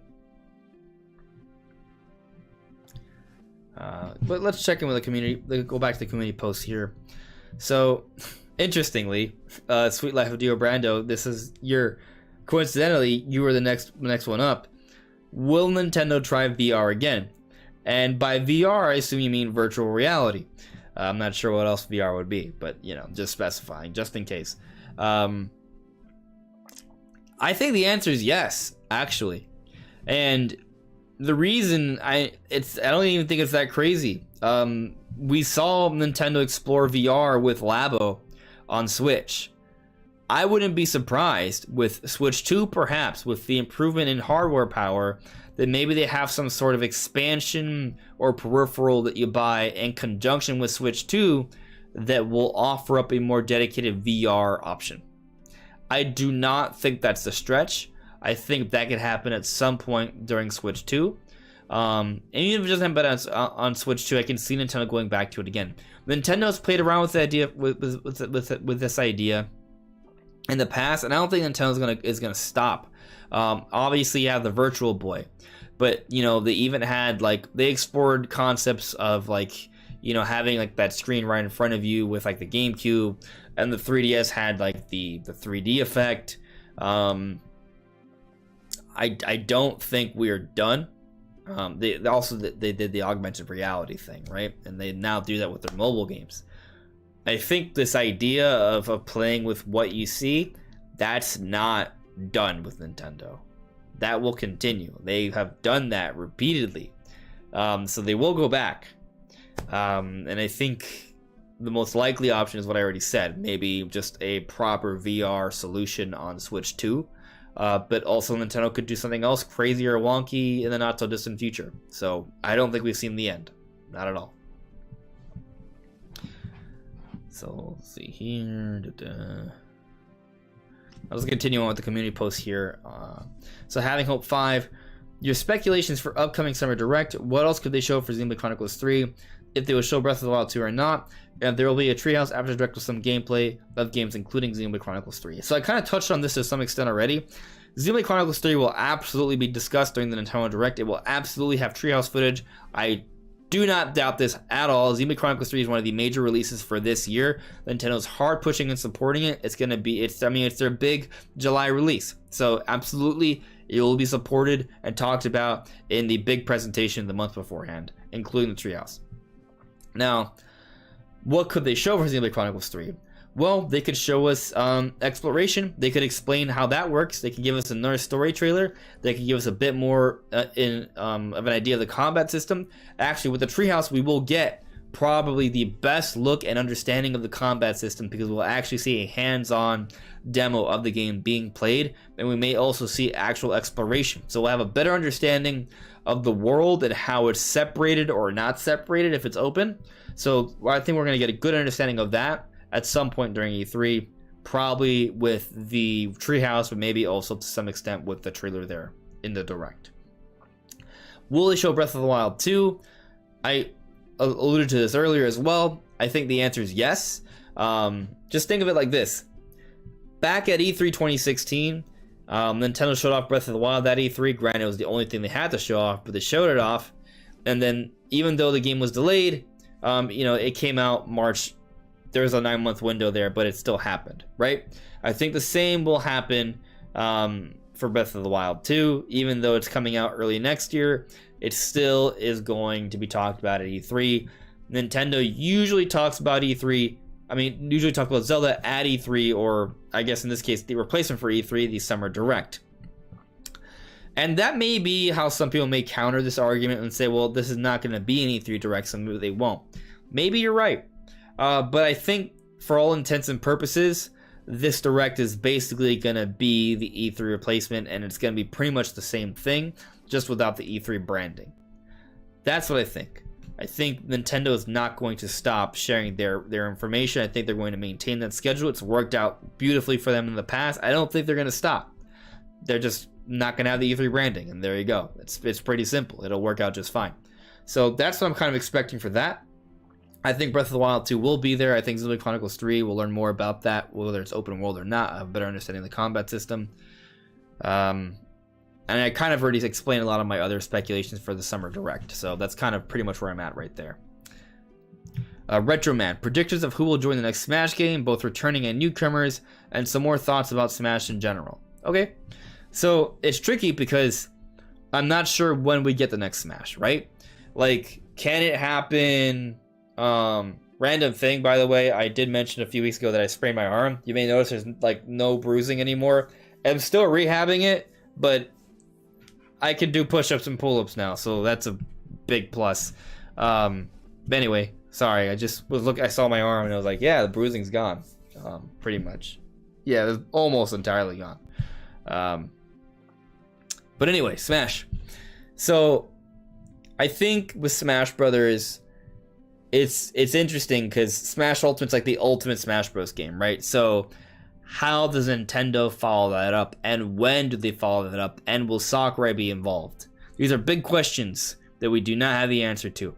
I can see a situation, though, where we see Fighters Pass Volume 1 and 2 added to Nintendo Switch Online. Like, as in for free for those members. The same way they added Octo Expansion, I can see Fighters Pass 1 and 2 being added. And I could see Nintendo doing some sort of deluxe version of Smash Ultimate potentially when Switch 2 comes out. Maybe like a 4K version that has like it comes with all the DLC packaged in, or it's for free for online members, maybe perhaps both. And like, would it maybe like kind of like this is how I envision it. There's two different ways, right? They could have a Fighters Pass Volume 3 at some point, and they simply update Smash Ultimate to be in 4K or something like that, so that way Switch 2 runs it. Or they have a deluxe version of Smash Ultimate in the future that has all the free DLC and it has a little bit of extra content in there, and it may or may not be exclusive to that console. Hard to say, but I do see content in the future coming again to Smash Ultimate, just a couple years from now, maybe. Because you could also argue Smash Ultimate is such a complete game, there's not really a need to do it. But also, there's no way Smash is done for good. There's just no way, right? So even if Nintendo doesn't do like a Smash Ultimate Deluxe with a Fighters Pass Volume 3 or some extra content there, they will eventually make another Smash Bros. Game. At some point, that's going to happen. But how do they follow that up? I think the obvious answer is reboot. But perhaps first they do a deluxe version, lengthen the lifespan of that, make it such a long time between Smash Bros. Games that when you come up with a new Smash Bros. Game, it feels fresh and new, even if it's not quite the same kind of roster or stage count as Smash Ultimate. So I do think maybe Deluxe happens first, lengthening the generation of Smash Ultimate, and then eventually come out with a Smash reboot that changes things up a little bit. And they'll still do DLC for that, so perhaps once everything's said and done, the amount of content there will be comparable, if not somewhat beyond Smash Ultimate. But maybe at first they don't aim as high.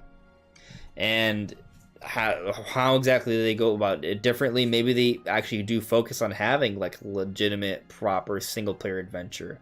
Maybe that's the case. Maybe they kind of, fine-tune to have more of a feel more like a proper platformer. And then, when you're in fighting mode, it transitions to sort of traditional Smash gameplay.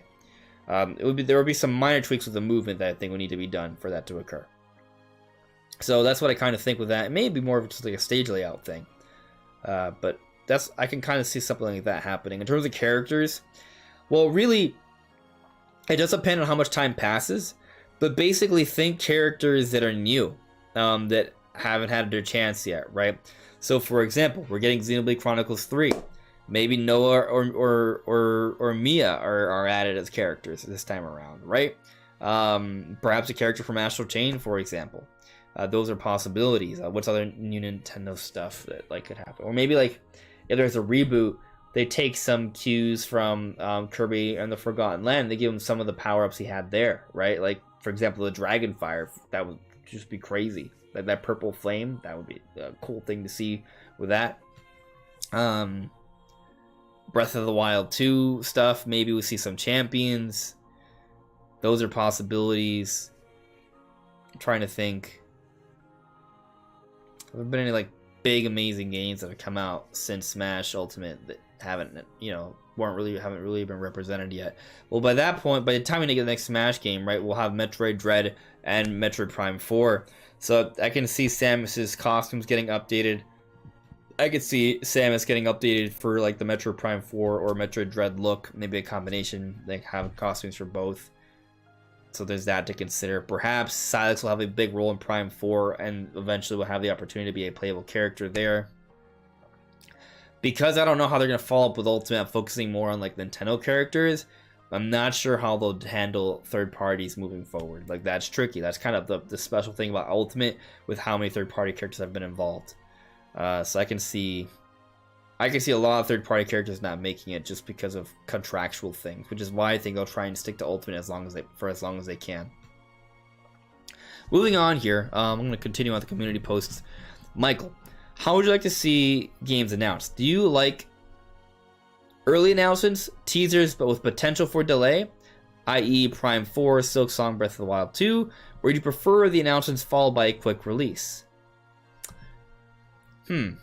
So, I mean, I've enjoyed both, right? And I'll say that growing up on Nintendo, I've enjoyed and suffered the reveal release schedules from beforehand, where a game's announced and then years later it comes out. Zelda's the most infamous for this, and they see delays with that.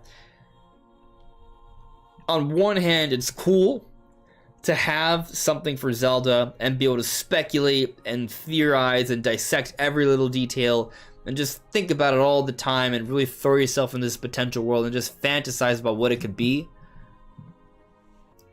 But to have to do that with so little to go on for 2 to 3 years sometimes, it's just not great. Now, I think in this day and age, it's a lot better because there's so many other games to worry about and think about now. Even if you only play Nintendo, it's not that bad. Back in the day, there were droughts. All we had was speculating about Zelda because we wouldn't get any good games for 3, 4, 5 months sometimes. Or even if we wait 3 or 4 or 5 months, maybe the game Nintendo released wasn't even to our liking. And then we have to wait a few more months for another good game. So nowadays, we see Nintendo games almost once or twice per month, right? So it's a very different situation. we don't have to like rely on one or two really cool big games and just fantasize about those and nothing else.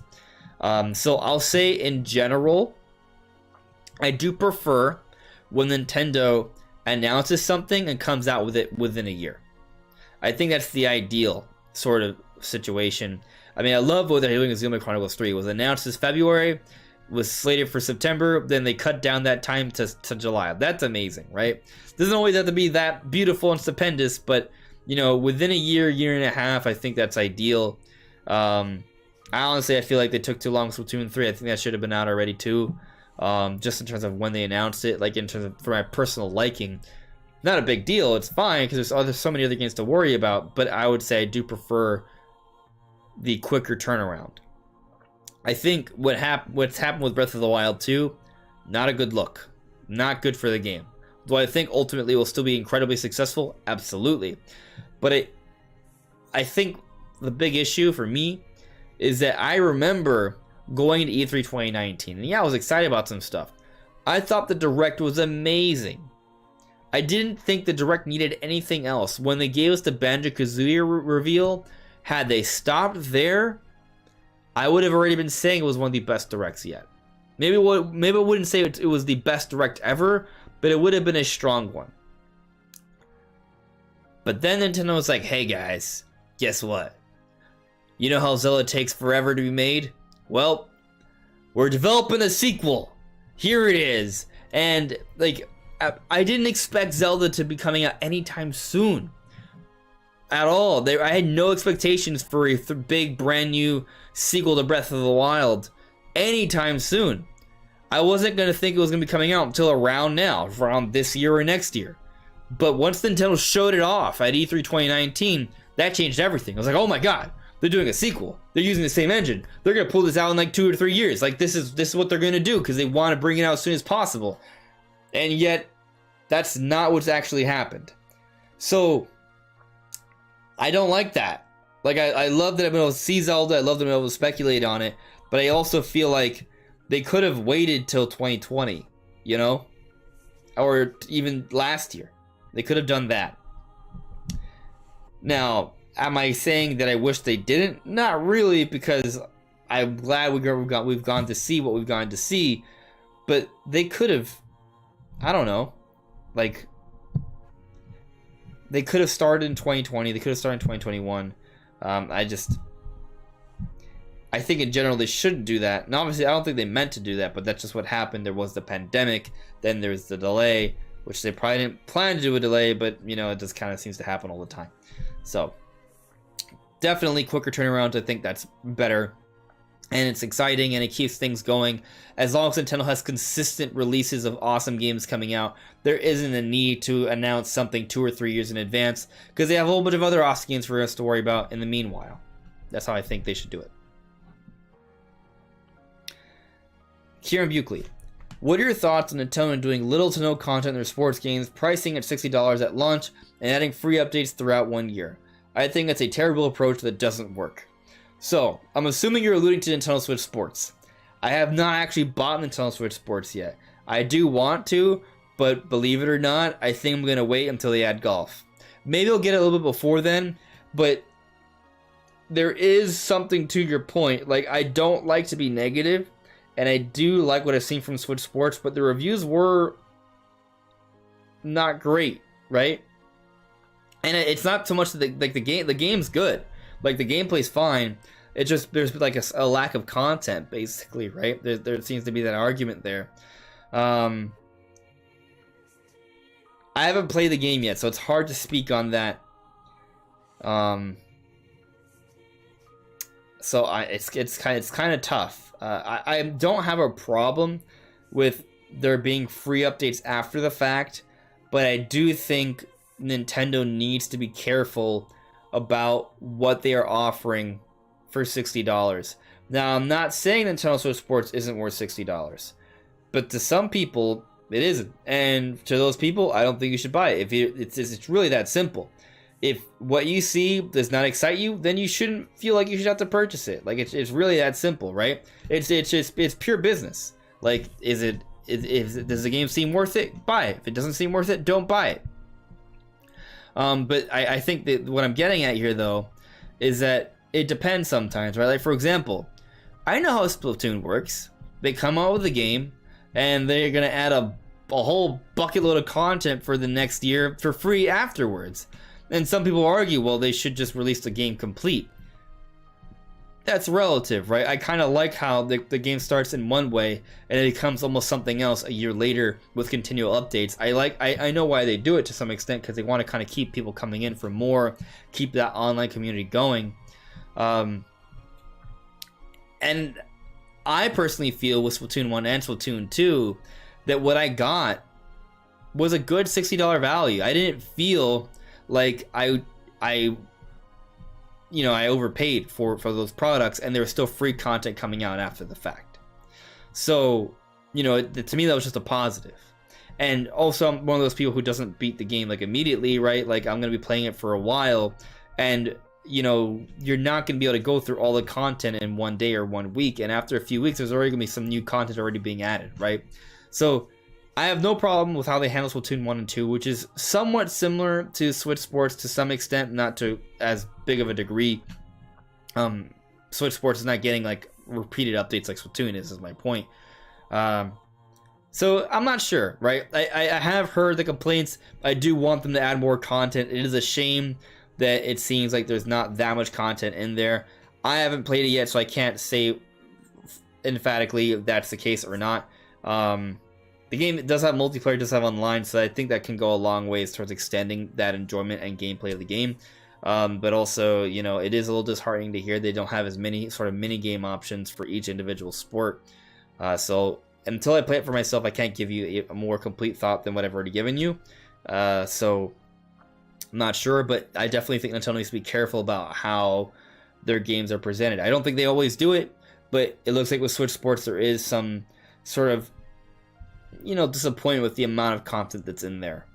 But they are adding stuff, so it's better than not adding stuff, right? So we'll see. And one more thought on that. I do think Nintendo needs to be careful about how the games portrayed. Like, the game should be complete, and they have an idea to add more content after the fact. They shouldn't be releasing an incomplete game or an incomplete game. I think that's sometimes what some people are sort of feeling, that they're buying something that's not completed yet. And that's kind of the tricky thing about free updates, right? Like, why are you doing it? And the idea for Splatoon is that it keeps the online community going, right? Switch Sports is also going to have somewhat of an online community. Maybe that's their thought process with that one as well. That's why they do the free updates. Not so much that they're releasing an incomplete game so they could sell it sooner. It has more to do with the fact of sort of maintaining that online presence and community of playing against each other competitively. Like, I think that's the idea behind it. I hope that's the true case, but that is, to some extent, it's up to your own opinion, right? Because we don't know what Nintendo's true intention is, and we will never truly know, right? It's up to you to decide if that's the case or not. So Nintendo Reconnect asks, or states, I think it would be fun to talk about your top 10 favorite games of all time. So I do not have a specific 10 favorite games of all time. I'm coming back to the live chat in a moment, guys. I don't have it. I don't. There's a lot of games I like. And whatever list I put together, there's going to be something that should be also a part of that. So it's hard for me to just give you like a clear-cut top 10. I would need some preparation. Even then, I don't think I'd be able to do it. I will tell you this. The game throughout most of my life that I said was my favorite game of all time is The Legend of Zelda: Ocarina of Time. That's how I felt growing up for many, many years. Now, I'm not sure what I feel. Because to some extent, I feel like Breath of the Wild was in so many ways a better experience. And it was impressive. And what was special about Breath of the Wild is that before I played Breath of the Wild, I had this thought that I could no longer, or a concern really, it wasn't like convinced in either direction, but I was not sure if I could feel that same sense of immersion and magic that I felt back when I played Ocarina of Time or Mario 64 or Smash 64 or even games on GameCube like the Wind Waker and things like that. Those magical experiences I had back then. I wasn't sure if Nintendo was still able to give me experiences like that. Either A, because they may have lost their touch, or B, because I'm just an adult. And what Breath of the Wild proved is that Nintendo can still do that. And that it had nothing to do with my age. It had simply more to do with the time and how things were being produced. So, Breath of the Wild to me is very special. And in some ways, it's hard for me to say if it's my favorite game of all time because it does have its issues. But I think it's my favorite game of my adult life. Because what it marks to me, it shows that magic can still happen. Like, that magic, obviously, you know, the interpretation of what magic is, but, like, to me, like, that feeling of immersion and an escape in a beautiful world that I can just entirely enjoy, Breath of the Wild marks the return of that in my adult life. And there are other games that accomplished that, like Xenoblade Chronicles 2 and Mario Odyssey. But Breath of the Wild was the first one. I think it did it better than those other games, even though those games are also amazing. And that fills me, you know, it fills me a lot of joy. And then just that sense of adventure, which is just amazing. Like, and just being able to kind of like go from one place to another and just kind of explore the world. It's like this huge playground. I do think Breath of the Wild, you know what, I'll say it. Breath of the Wild is my personal favorite game of all time. I think it has sort of trumped Ocarina of Time for me, where I'm at right now in my life. So I would put Breath of the Wild up there, but Ocarina of Time, what it represented for me when I was a kid, that cannot be overlooked. So it's also up there. Now, there are other games that are up there for me, right? Metroid Prime. Metroid Prime is just kind of like crazy. Metroid Prime was so ridiculously hard for me. Metroid Prime, like, when I played it back in the day on the GameCube, I thought it was like the most realistic looking thing ever, first off. And it was just so cool. It was so different from your other Nintendo games, and it felt so smooth and sharp, and there was this world and atmosphere that really drew you in. It was that immersion, right? It really brought you into this alien world that was just mesmerizing. But it was also challenging. I could not beat it quite as a kid. It took me some time. But when I finally did it, when I finally beat Metroid Prime, which is considered to be one of the hardest bosses in a game, at least back then it was, that sense of satisfaction I had after finally completing this incredible adventure in this totally engrossing alien world, yeah, Metroid Prime is up there. Another game that's up there for me is Resident Evil 4. Resident Evil 4 is my favorite horror game ever. It's amazing. It's so fun to play. It's just a fun action-adventure game, and with a lot of horror elements in there too. And back then, when it first came out on GameCube in 2004, or was it 2005? Yeah, I think it came out early 2005. No, fact check that. I know that we were seeing footage of it in 2004. I'm pretty sure it's early 2005. Like, I want to say March 2005. And then it came out for like PlayStation like November 2005. That's what I think is the release date. Okay, so its initial release date wasn't March, it was January 2005. So it wasn't totally off. And they came out for PlayStation 2 later on. And then obviously everything else. So yeah, Resident Evil 4 is also up there. So yeah, Breath of the Wild, Ocarina of Time, Metroid Prime, Resident Evil 4, those are all there.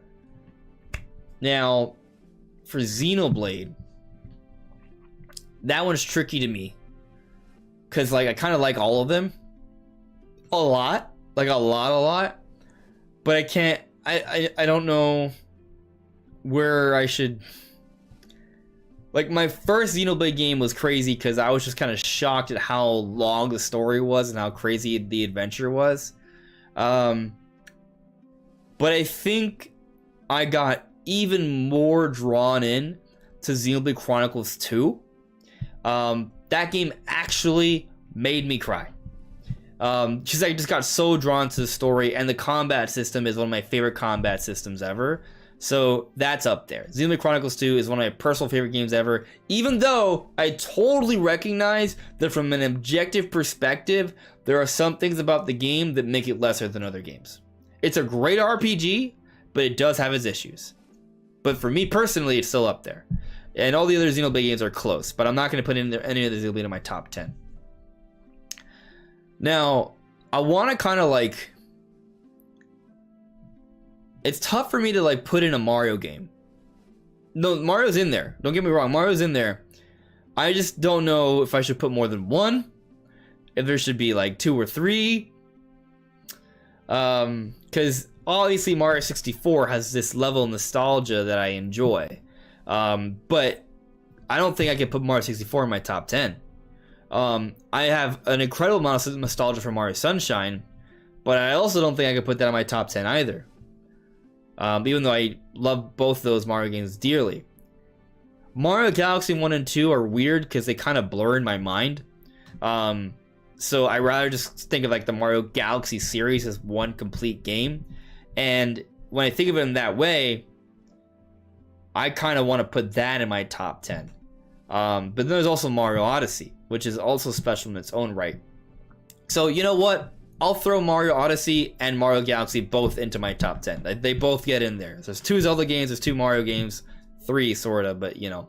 I'm being super unstructured about this because again, this is like kind of off the top of my head, right?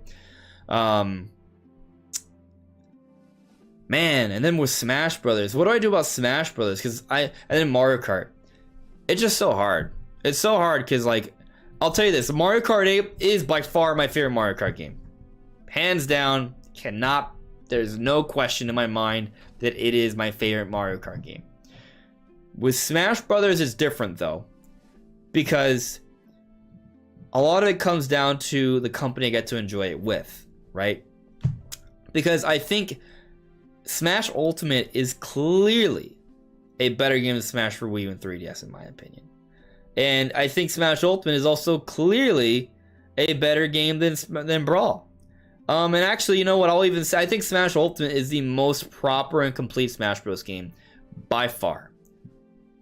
But Super Smash Bros. 64, Super Smash Bros. Melee, and Super Smash Bros. Brawl hit me in a way emotionally that I am not sure any modern Smash game has been able to do. And part of that is just the time. It's not because I was necessarily a kid, although it's a part of it. It's also because since I was a kid, there were other people I could play with a lot more regularity. And what's special about Smash Brothers is that multiplayer element to it, right? I don't have people that I haven't really had people that I've been able to enjoy Smash for Wii U and 3DS consistently with, or Smash Ultimate with. I enjoy those games. I play them, I enjoy them, I sometimes play them with friends, but I mostly play it by myself. You know, sometimes when I play Smash Ultimate, it's just kind of like I want to kind of like just do something that's like I want to fight something, right? So I'll go on to Smash Ultimate, I'll go into Brawl, I'll put myself against a level 9 computer, and I'll just kind of fight for a while, and that's what I'll do. I usually use Pyra and Mithra because they're awesome. But I can't put that in my top 10. So, you know, which of the Smash Bros. Games that I put in my top 10? Melee. I'll put Melee above Smash 64 because it's a better game. I played it for a longer amount of time. Brawl, I also played a ridiculous amount though, but I know Brawl wasn't not received as well as Melee, and Brawl had tripping, and tripping, my goodness. But I've enjoyed a lot of moments of Brawl too, so it's kind of challenging from that perspective. But you know, I'll just give the nod to Melee. Either way though, I think kind of like. I think I'll just say Mario Kart and Smash deserve to be in my top 10. Period. I'm not sure which one is there, but yeah. What number am I at? So I got Breath of the Wild, I got Ocarina of Time, Mario Galaxy, Mario Odyssey, Resident Evil 4, Metroid Prime. That's 6. Smash and Mario Kart. I'm just jumbling them all together. Man, I don't know. There's so many games I've enjoyed though. Like I enjoyed. There's just tons of games I've enjoyed, but can I fit them into my top 10? There's just too much of a debate there. Too much. Xenoblade's also in there as well. What's another game that if I didn't have it in my top 10, I would just be like, man, I can't believe you didn't put that in there. Oh, yeah, Pokemon Heart Gold Soul Silver, or just Silver Gold Heart Gold Soul Silver, like that generation 2 Pokemon. That it was my first generation, and even with the remake was revisiting and it was done so well, that has to be there. I've enjoyed that so much. There's so much nostalgia there. They're great games, and there's just a lot of them with that generation and that world. So that's it, man. Niche Quick, F-Zero GX. F-Zero GX is my favorite racing game of all time. That's got to be in there too. So you see what I mean? It's hard to do a top 10, right? Because there's so many games that are amazing that I would love to be in there. Like Celeste is an amazing game. Like I would love to put that in there. Ori is an amazing game. I would love to put that in there. Dark Souls is amazing. Bloodborne is amazing. Like Shadow of the Colossus is amazing. Some of these are like non-Nintendo games, but those are all like really good games that I would love to put in there too, right? Halo 2 was amazing for me back. I played it so much with friends back when I was a little kid. Like there's so many games that I've enjoyed. Jet Force Gemini, man, that game was crazy. Like I don't like doing top 10s. It's too hard. There's too many good games. But anyway, let's move on here. Hopefully I answered the question somewhat satisfactory for you. Let's see here. All right. Moving on. All right. Gears of War Phoenix Edition. How time travel... Okay, I'm gonna get to that question, but I did say I would come back to live chat, so I'm gonna do that. I'm gonna come back to your question, Gears of War Phoenix Edition. We will get to it.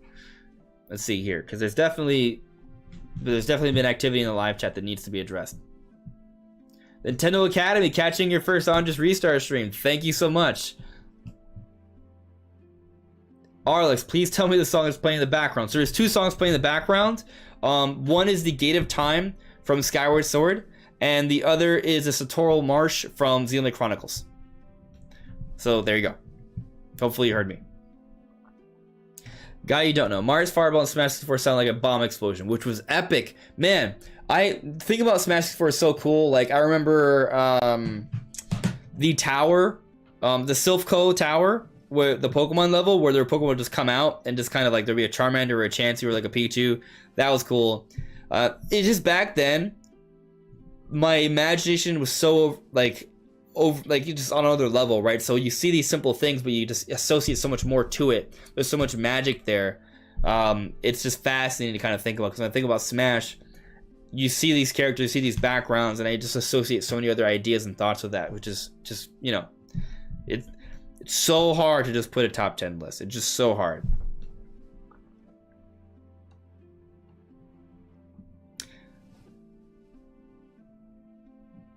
Vain God, when do you think the next big 3D Mario game will come out? So, it ain't this year. I doubt it. If that's the other surprise game, whew, that would be special. That would be so special. I think Nintendo is getting close to next generation. And I think because Smash Ultimate just happened, I think Mario Kart DLC is happening, and Breath of the Wild 2 is just about to come out. I think we're kind of running out of options for like a big game to push new hardware. Like next generation hardware. So unless Nintendo pulls some sort of ridiculous thing and Switch 2 comes out March 2023 with Breath of the Wild 2, I think Nintendo's going to save 3D Mario for Switch 2. Now when does that happen? Is that holiday 2023? Is that sometime in 2024? One or the other. So basically what I'm getting at here is I do believe that 3D Mario has been in development for some time, and I think it's coming out as a launch title for Nintendo's next generation system. Now the question is, when does that next generation system come out? Does it come out holiday 2023, or does it come out sometime in 2024? That's where I'm kind of, I'm sort of stuck between. I'd like to think holiday 2023. I'd like to think, but there's definitely some room for error here. Well, there's tons of room for error, but like, for example, there's a situation in Breath of the Wild 2 coming out spring 2023, which seems a little uncanny. It feels a lot like the situation for Breath of the Wild 1. So there's some debate if maybe we see hardware come out then, because Nintendo does like to use Zelda to push hardware. If there is new hardware coming out spring 2023, I almost feel like that would be like a mid-gen refresh. And if it is a mid-gen refresh, then I don't think we get Switch 2 until, even though I kind of did say this would happen earlier in the podcast, I think we wouldn't see it until 2025. But ultimately, I don't think we're going to see new hardware that early. I think, man, it's tricky because they really might. But I just feel like, all right, I'm going to focus here. The question is about 3D Mario. When is that coming? Even if new hardware comes out spring 2023 alongside Breath of the Wild 2, I think the earliest we see the next 3D Mario is holiday 2023. So this is my window. I think we'll see the release for the next big 3D Mario sometime between holiday 2023 and holiday 2024. And I think that timing works out really well, because guess what's happening next year now? The Mario movie. The Mario movie is going to come out, and then within about a year and a half, the 3D Mario come out, and it will sort of soak in all the increased levels of popularity and sales thanks to the Mario movie. That's how I think it's going to shake out. And even if the new hardware comes out before 3D Mario, the 3D Mario will still come out early on to that system's life cycle to further push it, as Nintendo tends to do. For example, Mario Odyssey came out October 2017, Switch came out March 2017. It actually could be a very similar situation to how things happened in 2017, but maybe next year. Even though I doubt we see Switch 2 come out 2023 in spring. I think it would have to be late 2023. But we'll see what happens. Either way, Mario between holiday 2023, holiday 2024. That's the window.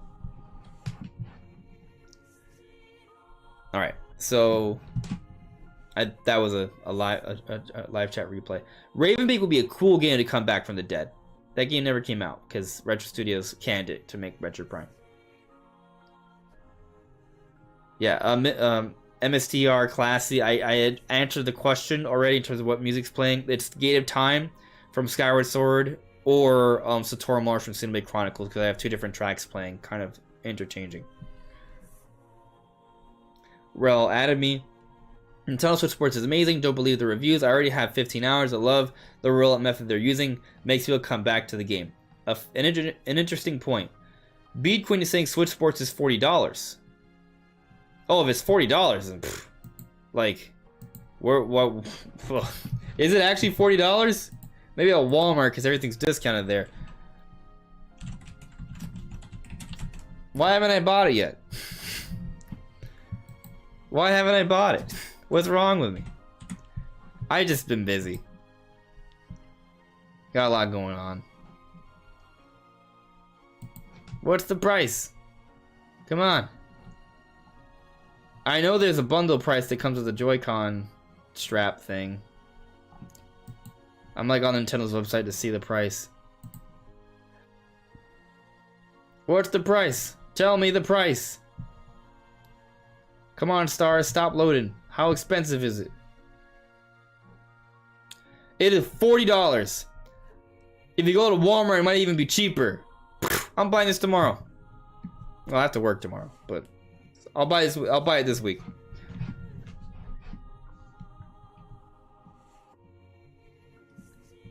Vin got at me. Thoughts on the lack of characters on Mario Strikers? There'll be DLC. I'm more concerned about just playing the game and the quality gameplay. And from what I've seen, it looks pretty fun. I like how you can push characters forward so you can get more speed and movement that way. Not too concerned about the lack of characters. It looks like the characters that are there are very detailed and thought out. And I don't know if they said there aren't any. Have they confirmed that there's no more to unlock? Do we know that? So maybe there's more you unlock. And if not, maybe there's more. There will be DLC. So, you know, I'm not too worried about it. I'm more worried about the gameplay, and it looks pretty solid.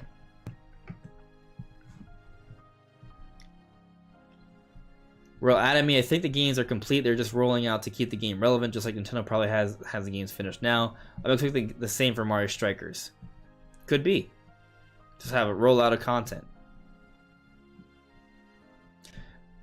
This quick pops, dude. Xenoblade 2 made me cry too. Twice in the story, those moments hit hard. They had some very hard-hitting moments. I will not spoil it. If you can get past the hard tutorial, Xenoblade Chronicles 2 is an amazing game. It's tough to get into because the combat system is a bit complicated and it doesn't really just tell you. You kind of have to figure it out or look it up. But it's really satisfying once you figure it out. It's such a great story, such a beautiful world to explore, an amazing, awesome combat system once you figure it out. Let's see here. I think I already talked about how F-Zero GX definitely is in my top 10. So just for the record. Charles Trudell, it's $50 with leg strap, $40 for switchboard. I thought it was $60 for some reason. Yeah, it's cheap. I mean, like, it's not cheap, but it's kind of cheap. Like, yeah, it's cheaper than a $60 game. So that's, I should buy this. What's wrong with me? Anyway. Let's move back to the community post here, answer a few more questions. So, Gears of War Phoenix Edition, I am now answering your question. How time travel could potentially affect the map of Breath of the Wild 2 since we're using the same map as the first game, and what differences we could see in it. So, first off, we don't know what level of time travel there will be. The time travel speculation has sort of jumped to the forefront somewhat with the voice actor leak, because there's that ancestor, but it could simply be a spirit who's lived on through time, or it could be a flashback, be it talking to the Deku Tree, or seeing the flashbacks of another character like the Green Hand, perhaps the hero descendant. But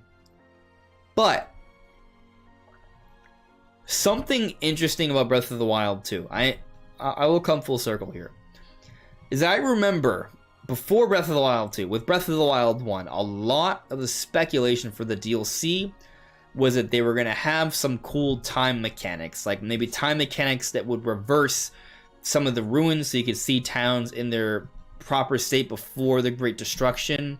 Maybe they would bring in some of the time shift stones. There did seem to be some allusion to that in Breath of the Wild. There's a lot of cool, crazy DLC ideas.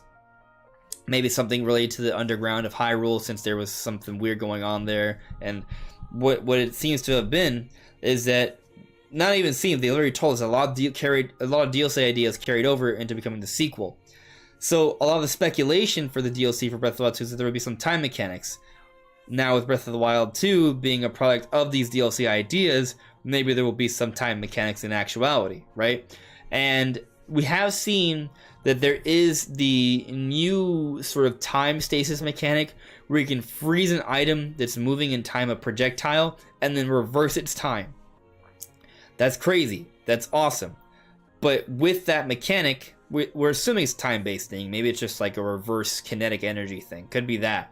But if it's a time-based thing, it implies there could be other time-based things.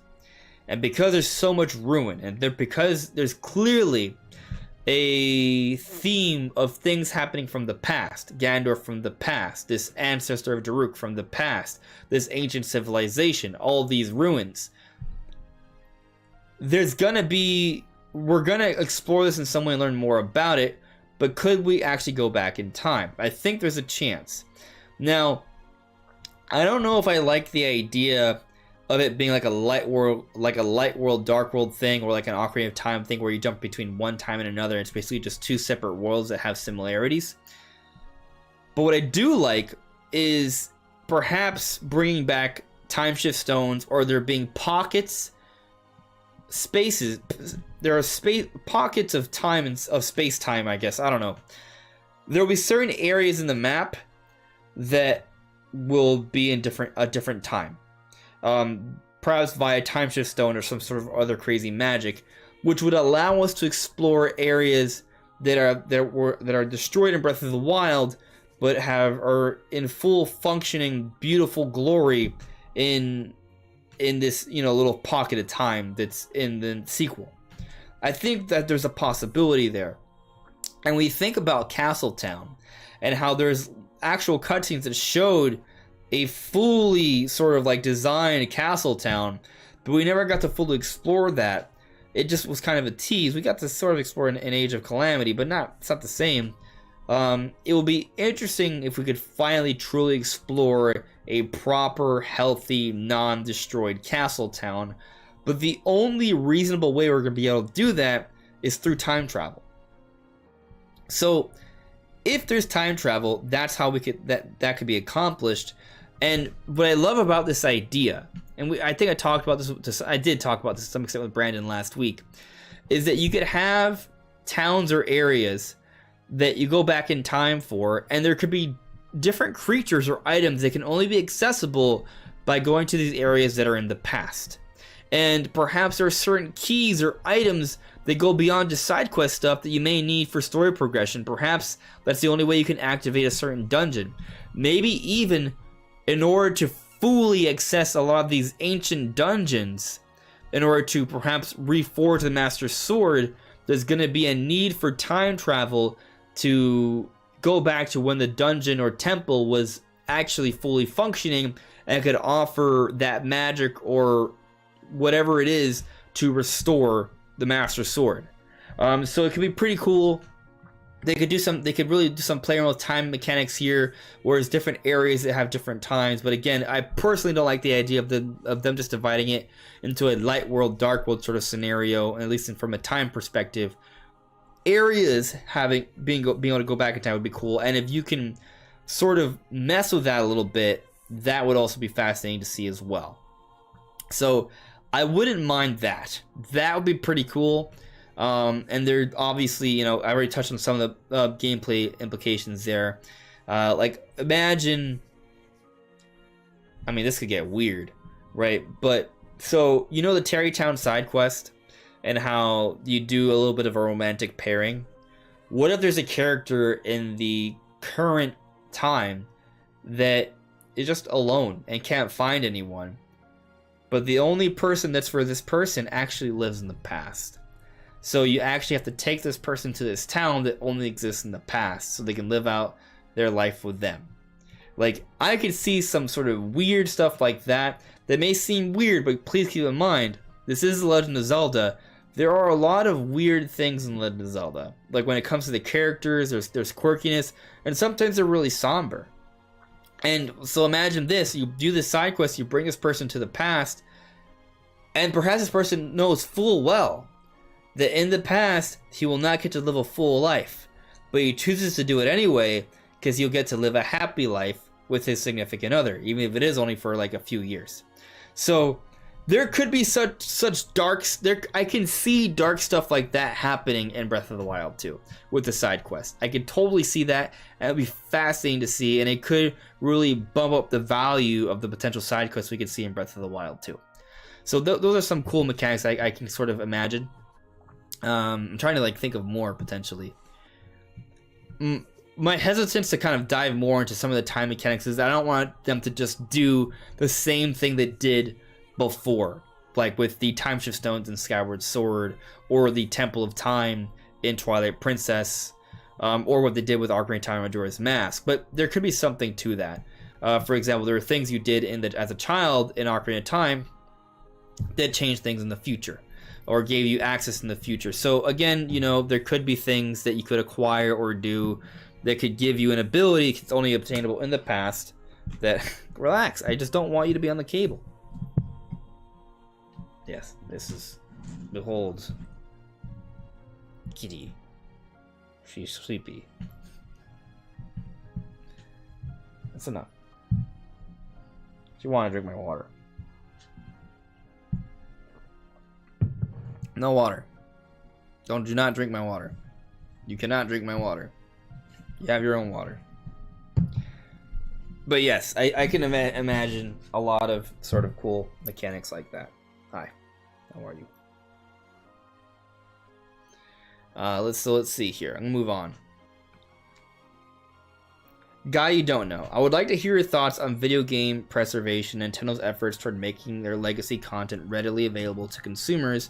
Do you think they're doing a good job? How would you want them to handle their legacy content in the future? So I know there's a lot of people that do not think Nintendo does a great job in terms of preserving their games, and making their older games readily available for other people. And I know there's some there's some controversy there, because it's there, you'll sometimes see Nintendo have takedowns of certain projects or things of that nature. It's tricky, right? Because I know Nintendo is very old-fashioned, and I know they see something being done with their IP, and they kind of have like a very clear-cut, oh, we don't want someone else to be doing something with our IP because we don't want it represented improperly, and we don't want people to make money off of our product, right? So it's a little tricky, because I understand the reasoning behind it, but also it sometimes isn't fair in the sense that it doesn't really hurt anyone for certain projects to exist, and in some ways it could benefit them, but they kind of have like a very blanket sort of philosophy across the board with that. Now, I do not condone pirating at all, right? I don't condone that. And I do kind of wish more old games were readily available. I wish that Nintendo had a better online infrastructure from the start, and we didn't have to restart every time there's a new generation. I think that's kind of dumb. So my hope is that currently, where things are at right now, is it amazing? Is it the best it could possibly be? No.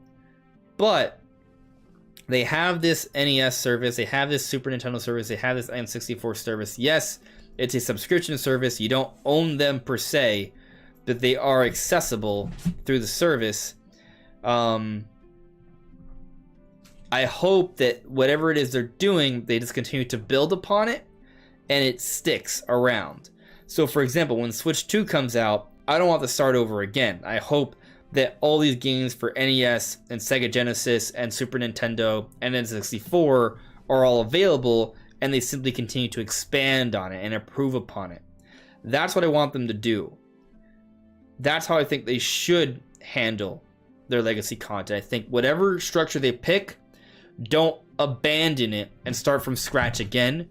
Just continue to build upon it. And now I know there's an angle of, well, we can just resell this game again and you will buy it again.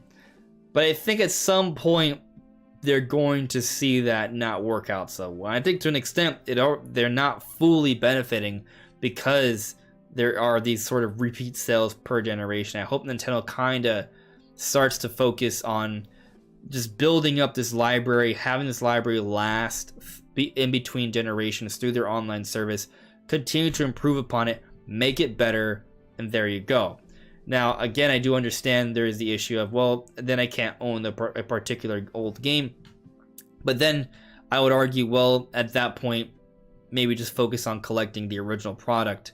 And as long as the game is available to play in a modern form consistently, assuming you pay for the subscription service, I don't think that's that bad.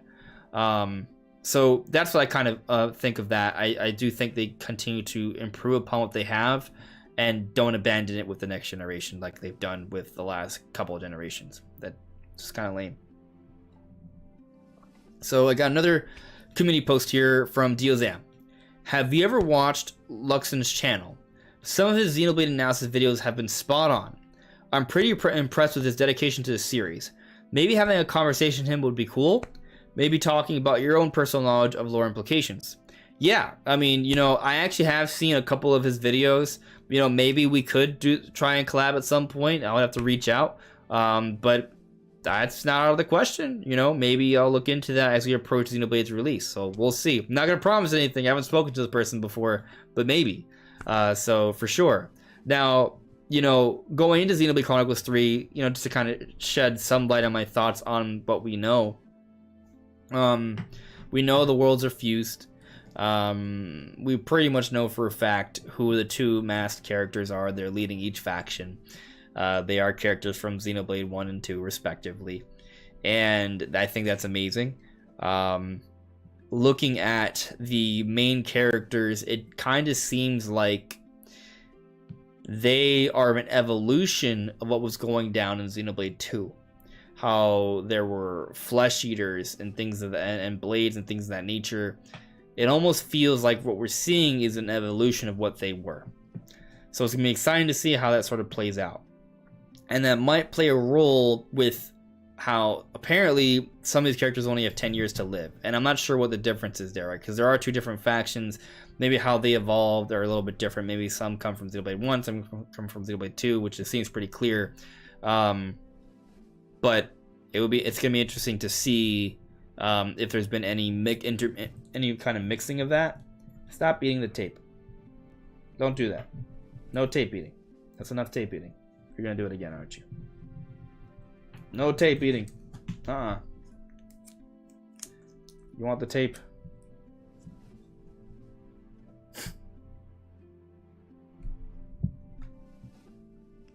That's tape. You can't eat that. Yeah, that's enough. Can't eat it. Sorry. She wanted to eat tape. Or, you know what? She's not going to eat it. She's going to play with it. I'll just watch her. It'll be fine. Now she wants to bite my finger. Look at her. She's biting my finger. Stop. She's not like hurting me. She's just very playful. Yeah, so I mean, it's going to be exciting to see kind of what they do with that and where they go from there. Let me see if I got any more. And then come back to live chat, answer a few more, and we'll call it an evening. Yeah, we went on for a decent amount of time. Okay, I feel pretty good about that. All right, cool. Feel good about this. I feel like we've had some really good questions. Thank you guys for offering this all to me. It's been very enjoyable. I will do a few more here in the live chat. See what you guys got here. Yeah, she gave up on the tape. Good. All right. Let's see here. Jamal Perrier, hello there. You made it live. How you doing?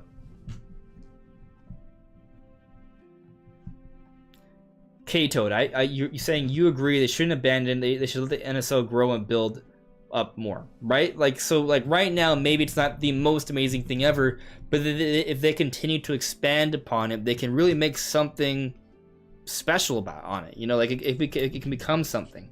They've improved upon the emulation. They're adding more games. They're adding more free DLC. What if they add some cool games that you can play for free through that as well? You know, like what if they add like I know this genre is like done with. It doesn't have to be this, but like what if they added their own version of like a battle royale? It was like a free to play game, but only through Nintendo Switch Online. It doesn't have to be battle royale, just an idea. But like some sort of free to play game that's only available through that for free, but you can still probably buy it on the eShop. Like they should still have both options, but just continue to build upon this stuff, and I think they can make some for a pretty compelling package when eventually. I mean, for me, it's good enough. That's why I bought it. But, you know. Moving on here. Wink Demand. If Game Boy Advance is the next system, do you think we'll get other systems like Game Gear, Sega Saturn, Dreamcast, TurboGrafx, Commodore 64, Intellivision, or Atari? Yeah. It's hard to say with 100% certainty we get all those, right? But I know once upon a time we saw Saturn games and Commodore 64. But we definitely saw Commodore 64 and TurboGrafx on the Virtual Console. I'm not sure if we saw Sega Saturn, but I'd love to see Sega Saturn, and I'd love to see Dreamcast. If those games were added to Nintendo Switch Online, that would be sick. Given that they've added Genesis, I think there's some hope. So we'll see what the future holds there, but there's definitely, I think there's a possibility. Yes, Matt Coots, Melly and Mia were named in a pro release and it was taken down. That is true.